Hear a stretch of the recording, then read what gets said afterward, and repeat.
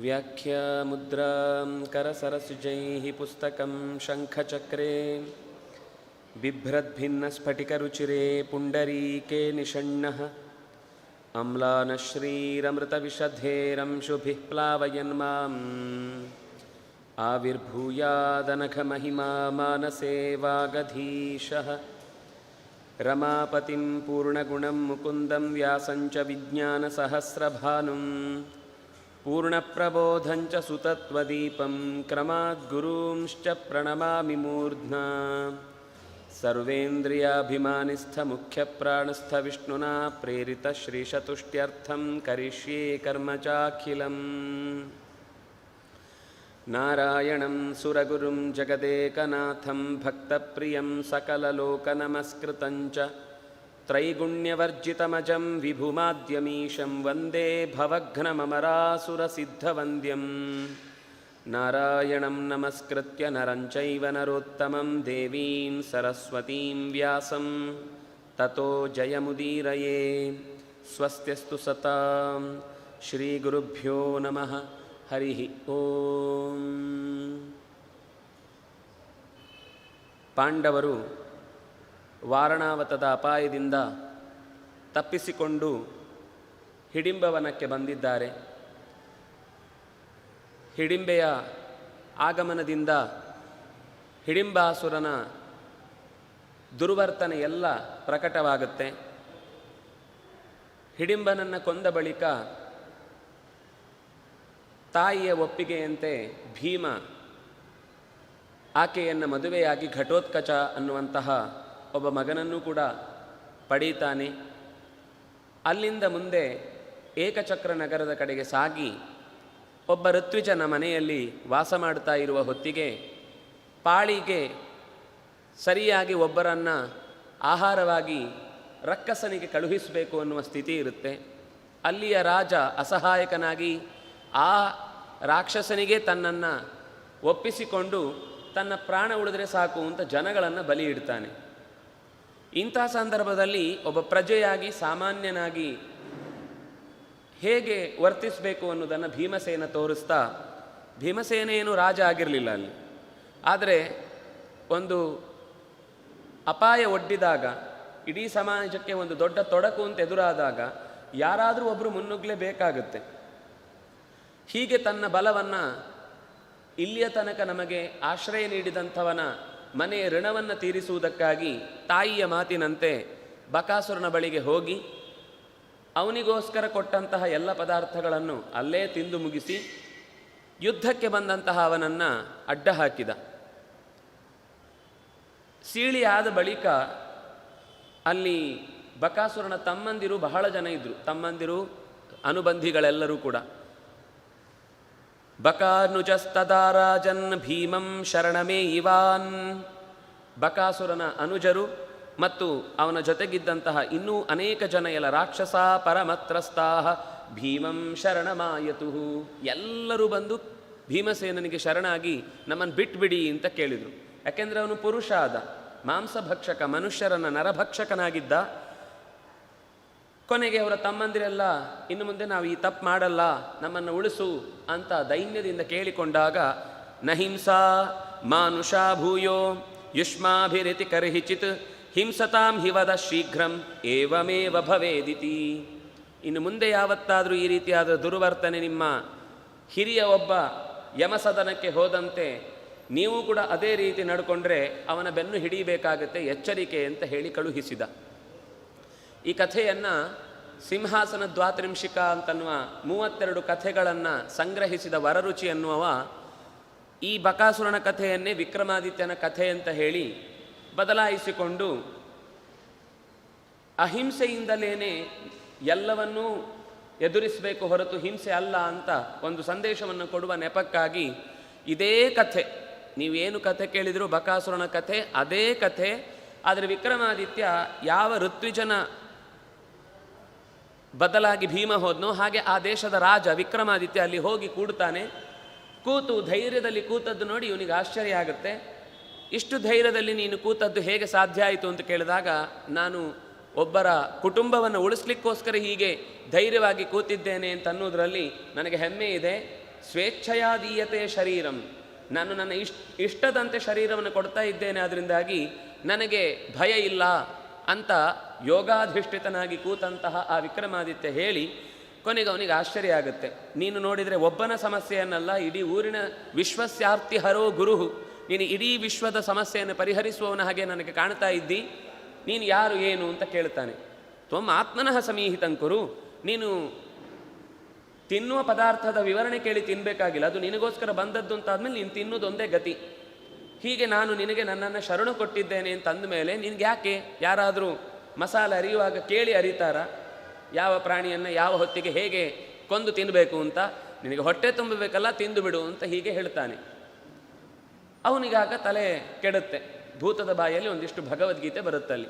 ಏನು ಅಂದರೆ, ನೀನು ಇಷ್ಟು ಒಳ್ಳೆಯ ಕೆಲಸ ಮಾಡಿದ್ದಿ ಅಂತಂದಾಗ ನನಗೂ ಕೂಡ ನಿನ್ನ ಬಗ್ಗೆ ಒಂದು ಬೇರೆ ಥರದ ಭಾವನೆ ಉಂಟಾಗಿದೆ. ನೀನು ಒಬ್ಬ ಇಲ್ಲಿ ತನಕ ನನ್ನ ಎದುರುಗಡೆ ಬಂದು ಧೈರ್ಯವಾಗಿ ಕೈ ಕಾಲು ಮೂಗು ಕಣ್ಣು ಬಾಯಿಯನ್ನು ಉಳಿಸ್ಕೊಂಡದ್ದೇ ದೊಡ್ಡದು. ಆದರೆ ನೀನು ಇಷ್ಟು ಧೈರ್ಯವಾಗಿ ಮಾತನಾಡಿದ್ದು ನೋಡಿ ನಿನಗೆ ಏನಾದರೂ ವರ ಕೊಡಬೇಕು ಅಂತ ಅಂದುಕೊಂಡಿದ್ದೇನೆ ಅಂತ ಹೇಳಿದಾಗ, ನೀನು ಇನ್ನು ಮುಂದೆ ಮಾನುಷ ಮಾರಣಂ ತ್ಯಜ, ಇನ್ನು ಮುಂದೆ ಜೀವ ಮಾರಣವನ್ನು ಬಿಟ್ಟು ಬಿಡು ಅಂತ ಹೀಗೆ ಹೇಳಿದ. ಆಗ ಒಪ್ಪಿಕೊಂಡು ಮುಂದೆ ಅವನು ಜೀವ ಮಾರಣಂ ತತ್ಯಾಜ, ಅವನು ಆಮೇಲೆ ಬಿಟ್ಟ ಅಂತ ಹೀಗೆ ಕಥೆ ಮುಗಿಯತ್ತೆ ಅದು.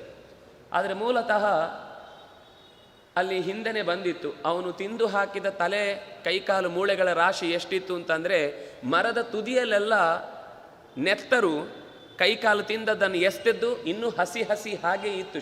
ಶರೀರದ ನೆತ್ತರೆಲ್ಲ ಟೊಂಗೆಗಳಲ್ಲಿ ರೆಂಬೆಗಳಲ್ಲಿ ಹಾಗೆ ಇತ್ತು. ಅಂಥ ದೊಡ್ಡ ಪಾತಕಿ ಇವನು ಒಂದು ಮಾತು ಕೇಳಿದ ತಕ್ಷಣ ಒಳ್ಳೆಯವನಾಗುವನು ಅಂತ ಆಗಿದ್ದಿದ್ರೆ ಇಷ್ಟು ತಪ್ಪೇ ಮಾಡ್ತಿರಲಿಲ್ಲ, ಇನ್ಯಾವತ್ತೋ ಬದಲಾಗ್ತಿದ್ದ. ನಾವು ಯಾವಾಗಲೂ ಕೂಡ ಪಾಪಿಗಳಿಗೆ ಉದ್ಧಾರ ಮಿಹುದು ಈ ಲೋಕದೊಳ್ ಅಂತ ಕೇಳಲಿಕ್ಕೆ ಚೆನ್ನಾಗಿದೆ. ಆದರೆ ತಿದ್ದಿಕೊಂಡ್ರೆ ಪಶ್ಚಾತ್ತಾಪ ಪಟ್ಟರೆ ಖಂಡಿತ ಎಲ್ರಿಗೂ ಉದ್ಧಾರ ಇದೆ. ಆದರೆ ತಪ್ಪು ಮಾಡುವುದನ್ನೇ ಸರಿ ಅಂತ ಸಮರ್ಥಿಸುವಂತಹ ವ್ಯಕ್ತಿತ್ವ ಇದ್ದಾಗ ಅವನು ನೋಡಿ ಎಲ್ಲರಿಗೂ ಹೊಡಿಲಿಲ್ಲ, ಎಲ್ಲರನ್ನೂ ಕೊಲ್ಲಿಲ್ಲ. ಬಕಾಸುರನನ್ನು ಒಬ್ಬನನ್ನು ಸೀಳಿ ಉಳಿದವರಿಗೆ ತೋರಿಸಿಕೊಟ್ಟ. ಇನ್ನು ಮುಂದೆ ನೀವು ಈ ರೀತಿ ಮಾಡಿದರೆ, ಯಾಕೆಂದರೆ ಇವನು ಹಾಗೆ ಬದಲಾಗುವುದಿದ್ರೆ ಈ ಹಿಂದೆಯೇ ಅಷ್ಟು ಜನರನ್ನು ಕೊಂದಾಗ ವೇದನೆಯಿಂದ ಅವರೆಲ್ಲ ಒದ್ದಾಡೋದು ನೋಡಿ ಬದಲಾಗಬೇಕಿತ್ತು.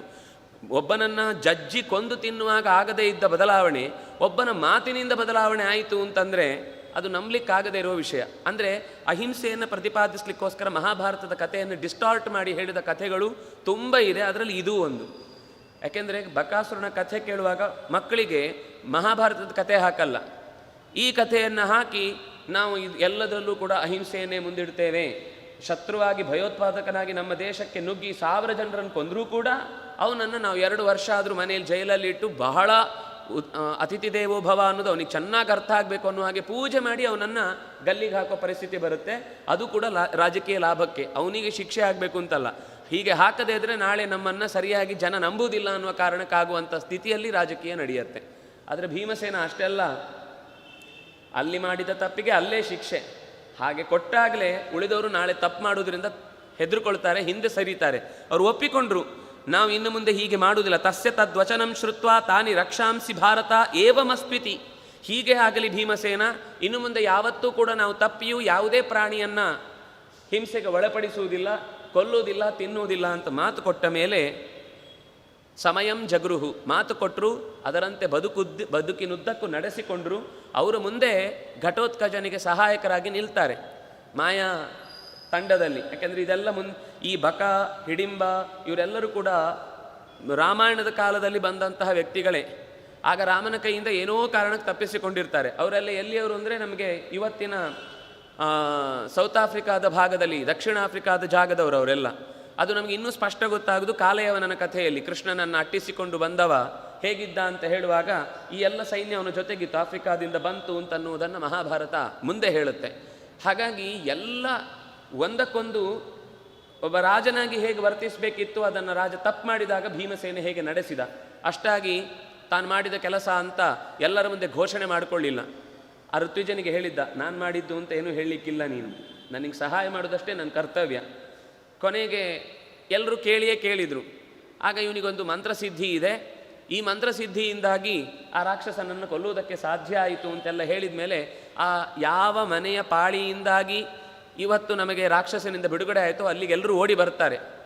ಓಡಿ ಬಂದು ಇವನೇ ಅಂತ ಗೊತ್ತಾದಾಗ ಇನ್ನು ಮುಂದೆ ನಮ್ಮ ಮನೆಯ ಎಲ್ಲ ಆಹಾರ ಪದಾರ್ಥಗಳು ಆ ರಾಕ್ಷಸನಿಗೆ ಕೊಡುವ ಬದಲು ನಿಮಗೆ ಕೊಡ್ತೇನೆ ಅಂತ ಹೇಳಿ ತಂದು ಭೀಮಸೇನನನ್ನು ನೋಡಿಕೊಳ್ಳುವುದಕ್ಕೋಸ್ಕರ ನಾವಿದ್ದೇವೆ ಅಂತ ಹೇಳುತ್ತಾರೆ. ಅಲ್ಲೊಂದು ಮಾತು ಚೆನ್ನಾಗಿದೆ. ನವೈನ ಸಂಭವೇತ್ ಸರ್ವಂ ಬ್ರಾಹ್ಮಣೇಶು ಮಹಾತ್ಮಸು.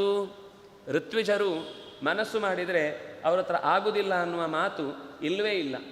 ಆದರೆ ಅವರನ್ನು ನಾವು ಚೆನ್ನಾಗಿ ಗೌರವಿಸಬೇಕು, ಆ ರೀತಿ ಚೆನ್ನಾಗಿ ಬದುಕನ್ನು ನೋಡಿಕೊಳ್ಬೇಕು ಅನ್ನೋದು ಮುಖ್ಯ ಅಂತ ಹೀಗೆ ಊರಿನ ಜನ ಎಲ್ಲ ಆ ಭೀಮಸೇನನನ್ನು ಸುತ್ತುವರೆದು ಇವನೇ ನನ್ನ ತ್ರಾತ ರಕ್ಷಕ ಅಂತ ಹೇಳಿ ಎಲ್ಲ ವಿಷಯದಲ್ಲೂ ಅವನ ಜೊತೆಗೆ ನಾವಿರ್ತೇವೆ ಅಂತ ಮಾತು ತೆಗೆದುಕೊಂಡ್ರು.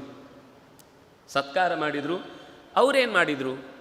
ವೈದಿಕಾಧ್ಯಯನೇ ಯುಕ್ತಾ ಜಟಿಲಾ ಬ್ರಹ್ಮಚಾರಿಣ ಅವಸಂಸ್ಥೆ ತತ್ರಾಪಿ ಬ್ರಾಹ್ಮಣಸ್ಯ ನಿವೇಶನೇ.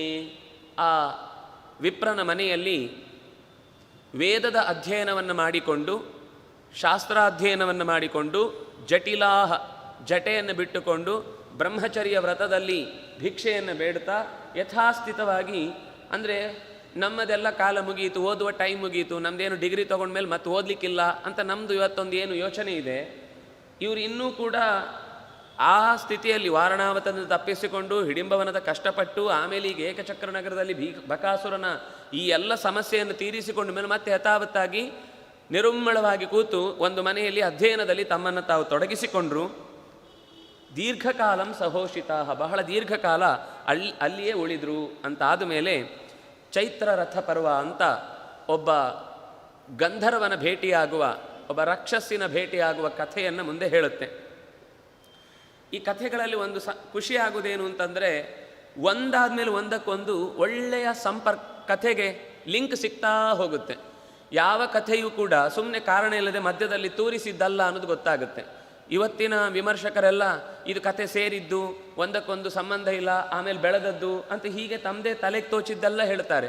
ಆದರೆ ನಾವು ಅದನ್ನು ಎಲ್ಲ ಈ ವಿಮರ್ಶೆಗಳನ್ನು ಪಕ್ಕಕ್ಕಿಟ್ಟು ಪ್ರಾಮಾಣಿಕವಾಗಿ ಓದಲಿಕ್ಕೆ ಶುರು ಮಾಡಿದರೆ ಎಲ್ಲದಕ್ಕೂ ಒಂದಕ್ಕೊಂದು ಸಂಬಂಧ ಸ್ಪಷ್ಟವಾಗಿ ಕಾಣುತ್ತೆ. ಇಲ್ಲಿ ಆ ಋತ್ವಿಜನ ಮನೆಯಲ್ಲಿ ಅನೇಕ ಜನ ಹೀಗೆ ಬಂದು ಹೋಗುವ, ಯಾಕೆಂದರೆ ಹಿಂದೆ ಎಲ್ಲ ಈ ಥರ ಎಲ್ಲೋ ಹೋಗುವಾಗ ಒಂದು ಉಳ್ಕೊಳ್ಳಿಕ್ಕೆ ಅಂತ ಗೆಸ್ಟ್ ಹೌಸು ಈ ಥರ ವ್ಯವಸ್ಥೆ ಇರಲಿಲ್ಲ. ಆ ಊರಿನಲ್ಲಿ ಸ್ವಲ್ಪ ದೊಡ್ಡ ಮನೆ ಅಥವಾ ಸ್ವಲ್ಪ ಬಂದವರಿಗೆ ಆತಿಥ್ಯ ನಡೆಯುತ್ತೆ ಅಂತ ಗೊತ್ತಾಗ ಅಲ್ಲಿ ಬಂದು ವಾಸ ಮಾಡಿ ಊಟ ಮಾಡಿ ಹೊರಟು ಹೋಗೋರು. ಹಾಗೆ ದಾರಿ ಹೋಕರಲ್ಲಿ ಒಬ್ಬ ಒಂದು ಸರ್ತಿ ತತಃ ಕತಿಪಯಾಹಸ್ಯ ಬ್ರಾಹ್ಮಣಃ ಸಂಶಿತೌ ವ್ರತಃ ಪ್ರತಿಶ್ರಯಾರ್ಥಿ ತದ್ವೇಷ್ಮ ಬ್ರಾಹ್ಮಣಸ್ಯ ಜಗಾಮಃ. ಪ್ರತಿಶ್ರಯಾರ್ಥಿ, ಒಂದು ಸ್ವಲ್ಪ ದಿವಸ ವಿಶ್ರಾಂತಿಗೋಸ್ಕರ ಆ ಊರಲ್ಲೇ ನೆಲೆಸಲಿಕ್ಕಿದೆ ಅಂತ ವಾಸವಾಗುವುದಕ್ಕೋಸ್ಕರ ಇವ್ರು ಯಾವ ಮನೆಯಲ್ಲಿ ವಾಸವಾಗಿದ್ರು ಆ ಮನೆಗೆ ಬಂದರು.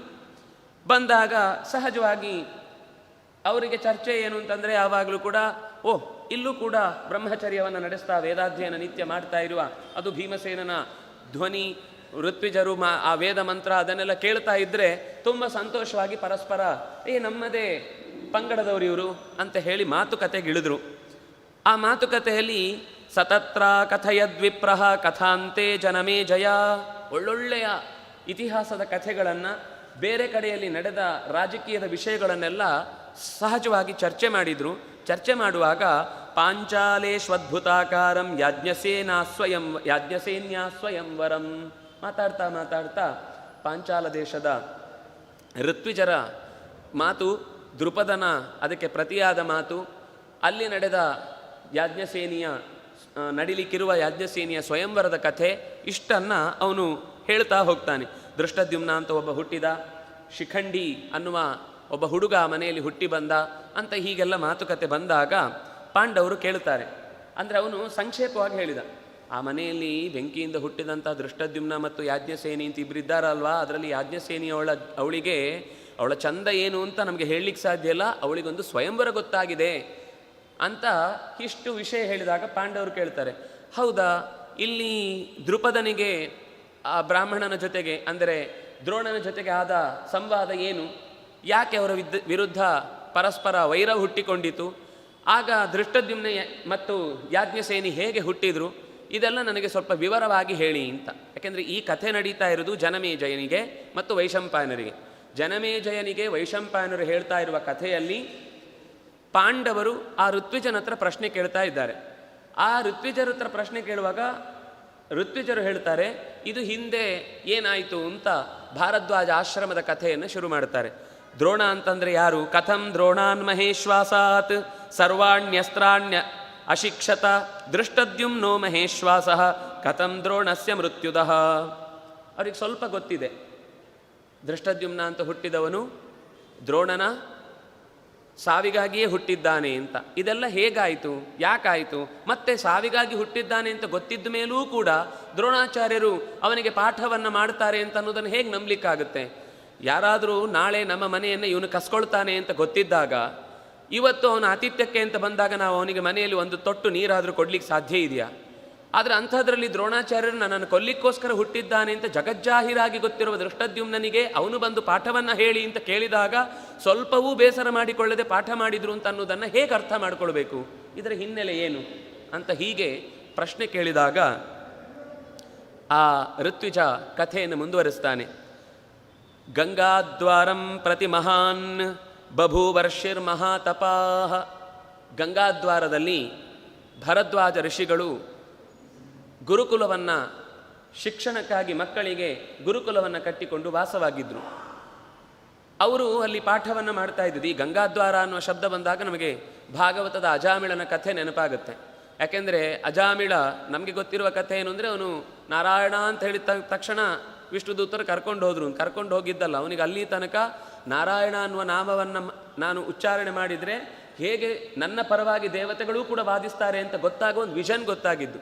ಅಷ್ಟಾದಮೇಲೆ ಎಚ್ಚರಾಗಿ, ಭಾಗವತದಲ್ಲೇ ಬರುವ ಕಥೆ, ಎಚ್ಚರಾಗಿ ನಾನು ಇನ್ನು ಮುಂದೆ ಇಲ್ಲಿ ತನಕ 60 ವರ್ಷಗಳ ಕಾಲ ಒಂದು ಸಾಮಾನ್ಯ ಯಾವುದೋ ಒಂದು ಮೈ ಮಾರಿಕೊಳ್ಳುವ ಹೆಣ್ಣಿಗೆ ನನ್ನ ಬದುಕನ್ನೇ ಮಾರಿಕೊಂಡು ಅವಳಿಗೋಸ್ಕರ ಬೇಡವಾದ ಮಾಂಸ, ಬೇಡವಾದ ಮದ್ಯ, ಬೇಡವಾದ ದರೋಡೆ, ಪ್ರಾಣಿಗಳನ್ನು ಕೊಂದು ಹಿಂಸಾಚಾರಿಯಾಗಿ ಬೇಟೆಗಾರನಾಗಿ ಬದಲಾಗಿ ಇಷ್ಟೆಲ್ಲ ತಪ್ಪು ಮಾಡಿದಾಗಲೂ ನಾನು ಭಗವನ್ನಾಮವನ್ನು ಉಚ್ಚರಿಸಿದ್ದಕ್ಕೆ ದೇವತೆಗಳು ನನ್ನನ್ನು ರಕ್ಷಿಸುವ ಮಾತನ್ನಾಡ್ತಾರೆ ಅಂತಂದರೆ ನಿಜವಾಗಿ ನಾನು ಅವರದ್ದೇ ಪಾದದ ಅಡಿಯಲ್ಲಿ ಧೂಳಾಗಿದ್ದಿದ್ರೆ ನನ್ನ ಬದುಕು ಹೇಗಾಗ್ತಿತ್ತು ಅಂತ ಯೋಚನೆ ಮಾಡಿ ಅವನು ಗಂಗಾದ್ವಾರಕ್ಕೆ ಹೋದ ಅಂತಿದೆ. ಅಲ್ಲಿ ಗಂಗಾದ್ವಾರ ಅಂದರೆ ಇವತ್ತಿನ ಹರಿದ್ವಾರ.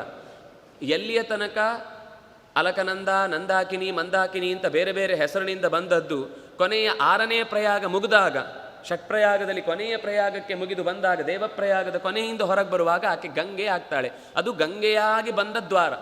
ಅದರ ಮೂಲದಲ್ಲಿ ಅಲಕನಂದ ಅಂತ ಬೇರೆ ಹೆಸರುಗಳಿಂದ ಹಿಂದೆ ಕರೆಯಲ್ಪಡುತ್ತೆ. ಅದೇ ನದಿ, ಆದರೆ ಅದರಲ್ಲಿ ಬರೀ ಒಂದು ನದಿ ಅಲ್ಲ, 100 ಉಪನದಿಗಳಿಂದ ಕೂಡಿಕೊಂಡು ಗಂಗೆ ಹುಟ್ಟುತ್ತಾಳೆ. ಅಂತಹ ದ್ವಾರ ಪ್ರದೇಶದಲ್ಲಿ ಇವತ್ತು ನಾವು ಅದನ್ನು ಹರಿದ್ವಾರ ಅಂತ ಕರೆಯುವ ಜಾಗದಲ್ಲಿ 10 ವರ್ಷಗಳ ಕಾಲ ತಪಸ್ಸು ಮಾಡಿ ಕೊನೆಗೆ ತನ್ನ ದೇಹದಿಂದ ಏನೇನೂ ಮಾಡ್ಕೊಳ್ಳಿಕ್ಕೆ ಸಾಧ್ಯ ಇಲ್ಲ ಅಂತಂದಾಗ ಗಂಗೆಗೆ ಹಾರಿ ತನ್ನ ಪ್ರಾಣವನ್ನು ಬಿಟ್ಟ ಅಂತ ಆ ಕಥೆ ಬರುತ್ತೆ. ಅಂತಹ ಗಂಗಾದ್ವಾರದಲ್ಲಿ ಭರದ್ವಾಜ ಋಷಿಗಳು ತಪಸ್ಸು ಮಾಡ್ತಾ ಇರುವ ಸಂದರ್ಭದಲ್ಲಿ ಘೃತಾಚಿ ಅನ್ನುವಂತಹ ಒಬ್ಬಳು ಅಪ್ಸರೆ ಅವನ ಎದುರುಗಡೆ ತನ್ನ ಬೆಡಗು ಭಿನ್ನಾಣಗಳಿಂದ ತನ್ನನ್ನು ತೋರಿಸಿಕೊಂಡಾಗ, ಅವಳ ಉದ್ದೇಶ ಇರಲಿಲ್ಲ, ಅವಳು ಇವರು ಸ್ನಾನ ಮಾಡೋದಕ್ಕಿಂತ ಮುಂಚೆ ಬಂದಿದ್ಲು, ಆದರೆ ಅವರ ದೇಹದಿಂದ ಹೊರಟಂತಹ ರೇತಸ್ಸು ಕೆಳಗೆ ಬಿದ್ದು ಹೋದಾಗ ಅದು ವ್ಯರ್ಥ ಆಗಬಾರ್ದು ಅಂತ ದೊನ್ನೆಯಲ್ಲಿ ತುಂಬಿಟ್ಟುಕೊಂಡ್ರು. ನಮಗೆ ಇವತ್ತೇನು ಅಂದರೆ ಈ ಪ್ರಣಾಳ ಶಿಶು ಅಂತ ಟೆಸ್ಟ್ ಟ್ಯೂಬ್ ಬೇಬಿಯನ್ನು ನಾವು ಇದಕ್ಕೆ ಉದಾಹರಣೆ ಕೊಡ್ಲಿಕ್ಕೆ ಹೋಗ್ತೇವೆ. ವಸ್ತುತಃ ಅಲ್ಲಿ ಗಂಡು ಹೆಣ್ಣು 2 ಶುಕ್ರ ಮತ್ತು ಶೋಣಿತ ಸೇರಿ ಅಂತಹ ವೆಂಟಿಲೇಟರ್ನಲ್ಲಿ ಮಗುವನ್ನು ಹುಟ್ಟುಹಾಕುವ ಕೆಲಸ. ಇಲ್ಲಿ ಹೆಣ್ಣಿನ ಸಂಪರ್ಕವೇ ಇಲ್ಲ, ನೋಡಿದ್ದು ಮಾತ್ರ. ಮನಸ್ಸಿನಲ್ಲಿ ಅವಳ ಬಗ್ಗೆ ಆಸೆ ಹುಟ್ಟಿ ತನ್ನ ದೇಹದಿಂದ ಇದಕ್ಕೆ ಸರಿಯಾದ ಒಂದು ಸೃಷ್ಟಿ ಬರಬೇಕು ಅಂತ ಮುಂದುವರಿಲಿಕ್ಕೆ ಬೇಕಾದ ರೇತಸ್ಸಿನ ಪಾತ ಆಗಿದೆ. ದೊನ್ನೆಯಲ್ಲಿ ಹಿಡಿದಿದ್ದಾನೆ, ಹಿಡಿದು ಅದನ್ನು ಮಂತ್ರಿಸಿ, ಅದಕ್ಕೆ ನೋಡಿ ಅದು ದ್ರೋಣದಲ್ಲಿ ಮುಚ್ಚಿಟ್ಟದ್ರಿಂದ ಅವನ ಹೆಸರೇ ದ್ರೋಣ ಅಂತಾಯಿತು. ಅಲ್ಲಿ ಮಾತು ಬಂದದ್ದು ಇಷ್ಟೇ, ತತಃ ಸಮಭವದ್ರೋಣ ಕುಮಾರಸ್ತಸ್ಯ ಧೀಮತಃ. ಇದೆಲ್ಲ ಇವತ್ತಿನ ಕಥೆಯಲ್ಲಿ ಹೇಳುವಾಗ ಇದು ಅಸಾಧ್ಯ ರೀ, ನಾವು ಇದನ್ನೆಲ್ಲ ನಂಬಲಿಕ್ಕಾಗುವುದಿಲ್ಲ ಅಂತ. ಆದರೆ ಇದಕ್ಕೆ ಹಿಂದೆ ದರ್ಶನಾತ್ ಸ್ಪರ್ಶನಾತ್ ಸಂಕಲ್ಪಾತ್, ಕೇವಲ ನೋಡುವಿಕೆಯಿಂದ, ಮುಟ್ಟುವಿಕೆಯಿಂದ, ಕೇವಲ ಸಂಕಲ್ಪದಿಂದ ಮಕ್ಕಳು ಹುಟ್ಟುತ್ತಾವೆ ಅಂತನ್ನುವ ಮಾತನ್ನು ವೇದವ್ಯಾಸರು ಹೇಳ್ತಾರೆ. ಅದಕ್ಕೆ ಉದಾಹರಣೆಯಾಗಿ ನವಿಲು ತನ್ನ ಹೆಣ್ಣಿನ ಜೊತೆಗೆ ಯಾವತ್ತು ದೈಹಿಕವಾಗಿ ಸಂಬಂಧ ಮಾಡದೆ ಕೇವಲ ಕಣ್ಣಿನ ದೃಷ್ಟಿಯಿಂದಲೇ ಅದು ಗರ್ಭವನ್ನು ಹೆಣ್ಣಿನ ದೇಹದ ಒಳಗೆ ಪ್ರವೇಶ ಮಾಡುವಂತೆ ಮಾಡುತ್ತೆ. ಮೀನಿನ ದರ್ಶನದಿಂದಲೇ ಮರಿಗಳು ಚೆನ್ನಾಗಿ ಬೆಳೀತಾ ಹೋಗ್ತವೆ.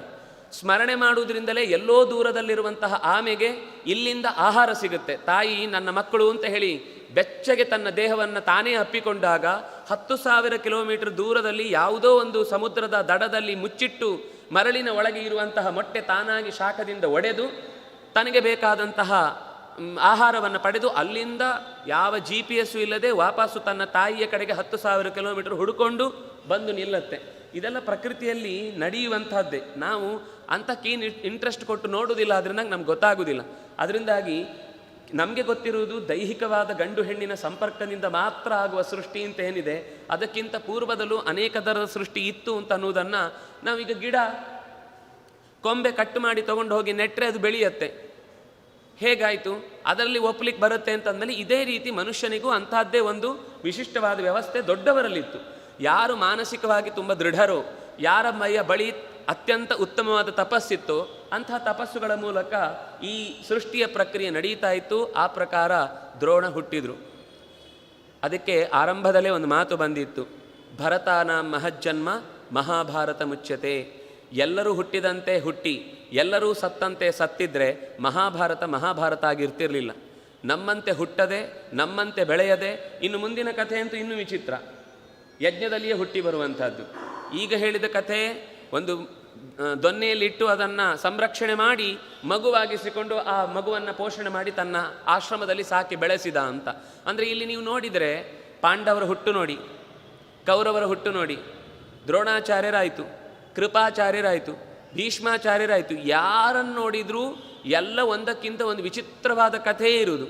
ಆದರೆ ಎಲ್ಲ ಕಥೆಯು ನಮ್ಮ ಮಧ್ಯದಲ್ಲೇ ನಡಿಲಿಕ್ಕಾಗುವ ಹಾಗಿನ ಬೇಕಾದ ಮಾಹಿತಿಗಳು ಅದರ ಹೊಂದಿಕೊಂಡೇ ನಮ್ಮ ನಡುವಿನ ಕಥೆಯೇ ಅನ್ನುವ ಹಾಗೆ ಬಂದು ಹೋಗುತ್ತೆ. ಇದು ವೇದವ್ಯಾಸರ ಸಂಕೀರ್ಣವಾದ ಕಥೆಯನ್ನು ಹೇಳುವ ಶೈಲಿಯಿಂದ ಇವತ್ತಿಗೂ ಮಹಾಭಾರತ ರೆಲೆವೆಂಟು ಅಂತ ಅನಿಸಿಕೊಳ್ಳಿಕ್ಕೆ ಬೇಕಾದಷ್ಟು ಉದಾಹರಣೆಗಳನ್ನು ಕೊಡುತ್ತೆ. ಅಂದರೆ ರಾಜಕೀಯ ಹೇಳುತ್ತೆ, ಇದ್ದಕ್ಕಿದ್ದಾಗೆ ಬಯಾಲಜಿಯನ್ನು ಹೇಳುತ್ತೆ, ಇದ್ದಕ್ಕಿದ್ದಾಗೆ ಜೀವಾಲಜಿಯನ್ನು ಹೇಳುತ್ತೆ, ಇದ್ದಕ್ಕಿದ್ದಾಗೆ ಮನಸ್ಸಿನ ಸೈಕಾಲಜಿಯನ್ನು ಮಾತನಾಡುತ್ತೆ. ಎಲ್ಲದರ ಬಗ್ಗೆನೂ ಮಾತಾಡ್ತಾ ಹೋಗ್ತಾ ಎಲ್ಲ ರೀತಿಯಿಂದಲೂ ಒಬ್ಬ ವಿದ್ಯಾರ್ಥಿಯನ್ನು ಪೂರ್ಣ ಪ್ರಮಾಣದ ಕಲಿಕೆಯಲ್ಲಿ ಅವನನ್ನು ತೊಡಗಿಸಿಕೊಳ್ಳುತ್ತೆ. ಅಂದರೆ ಶಿಕ್ಷಣ ಅಂದರೆ ನಮಗೆ ತಲೆಯಲ್ಲಿ ಏನಿರುವುದು ಅಂತಂದರೆ ಟೆಕ್ಸ್ಟ್ ಬುಕ್ಕಲ್ಲಿ ಏನು ಸಿಲೆಬಸ್ ಇದೆ ಅಷ್ಟು ಪಾಠ ಮಾಡಿದರೆ ಅವನು ಒದರಿದೆ, ಅವನ ಕೆಲಸ ಮುಗಿದೋಯ್ತು. ಇವರು ಅಷ್ಟೇ, ಇವರೇನು ಒದರಿದ್ರು ಅದನ್ನು ತಲೆಯಿಂದ ಹೇಗೆ ಹೊಟ್ಟೆ ಹಾಳಾದಾಗ ವಾಂತಿ ಮಾಡಿ ಹೊಟ್ಟೆ ಹಬ್ಬ ಅಂತ ಅಂದ್ಕೊಳ್ತೀವೋ ಹಾಗೆ ತಲೆಯಿಂದ ತೆಗೆದು ಪೇಪರ್ ಮೇಲೆ ವಾಂತಿ ಮಾಡಿ ಇದೆಲ್ಲ ಅಧ್ಯಾಪಕನಿಗೆ ತಿದ್ದುವ ಕೆಲಸ ಅವನದ್ದು ಜವಾಬ್ದಾರಿ ಅಂತ ಬಿಟ್ಟು ಬಂದರೆ, ಕ್ಲಾಸ್ ರೂಮಿಂದ ಹೊರಗೆ ಬಂದು ಆ ಪ್ರಶ್ನೆ ಕೇಳಿದ್ರೆ ಸಿಟ್ಟು ಬರುತ್ತೆ ಮಕ್ಕಳಿಗೆ.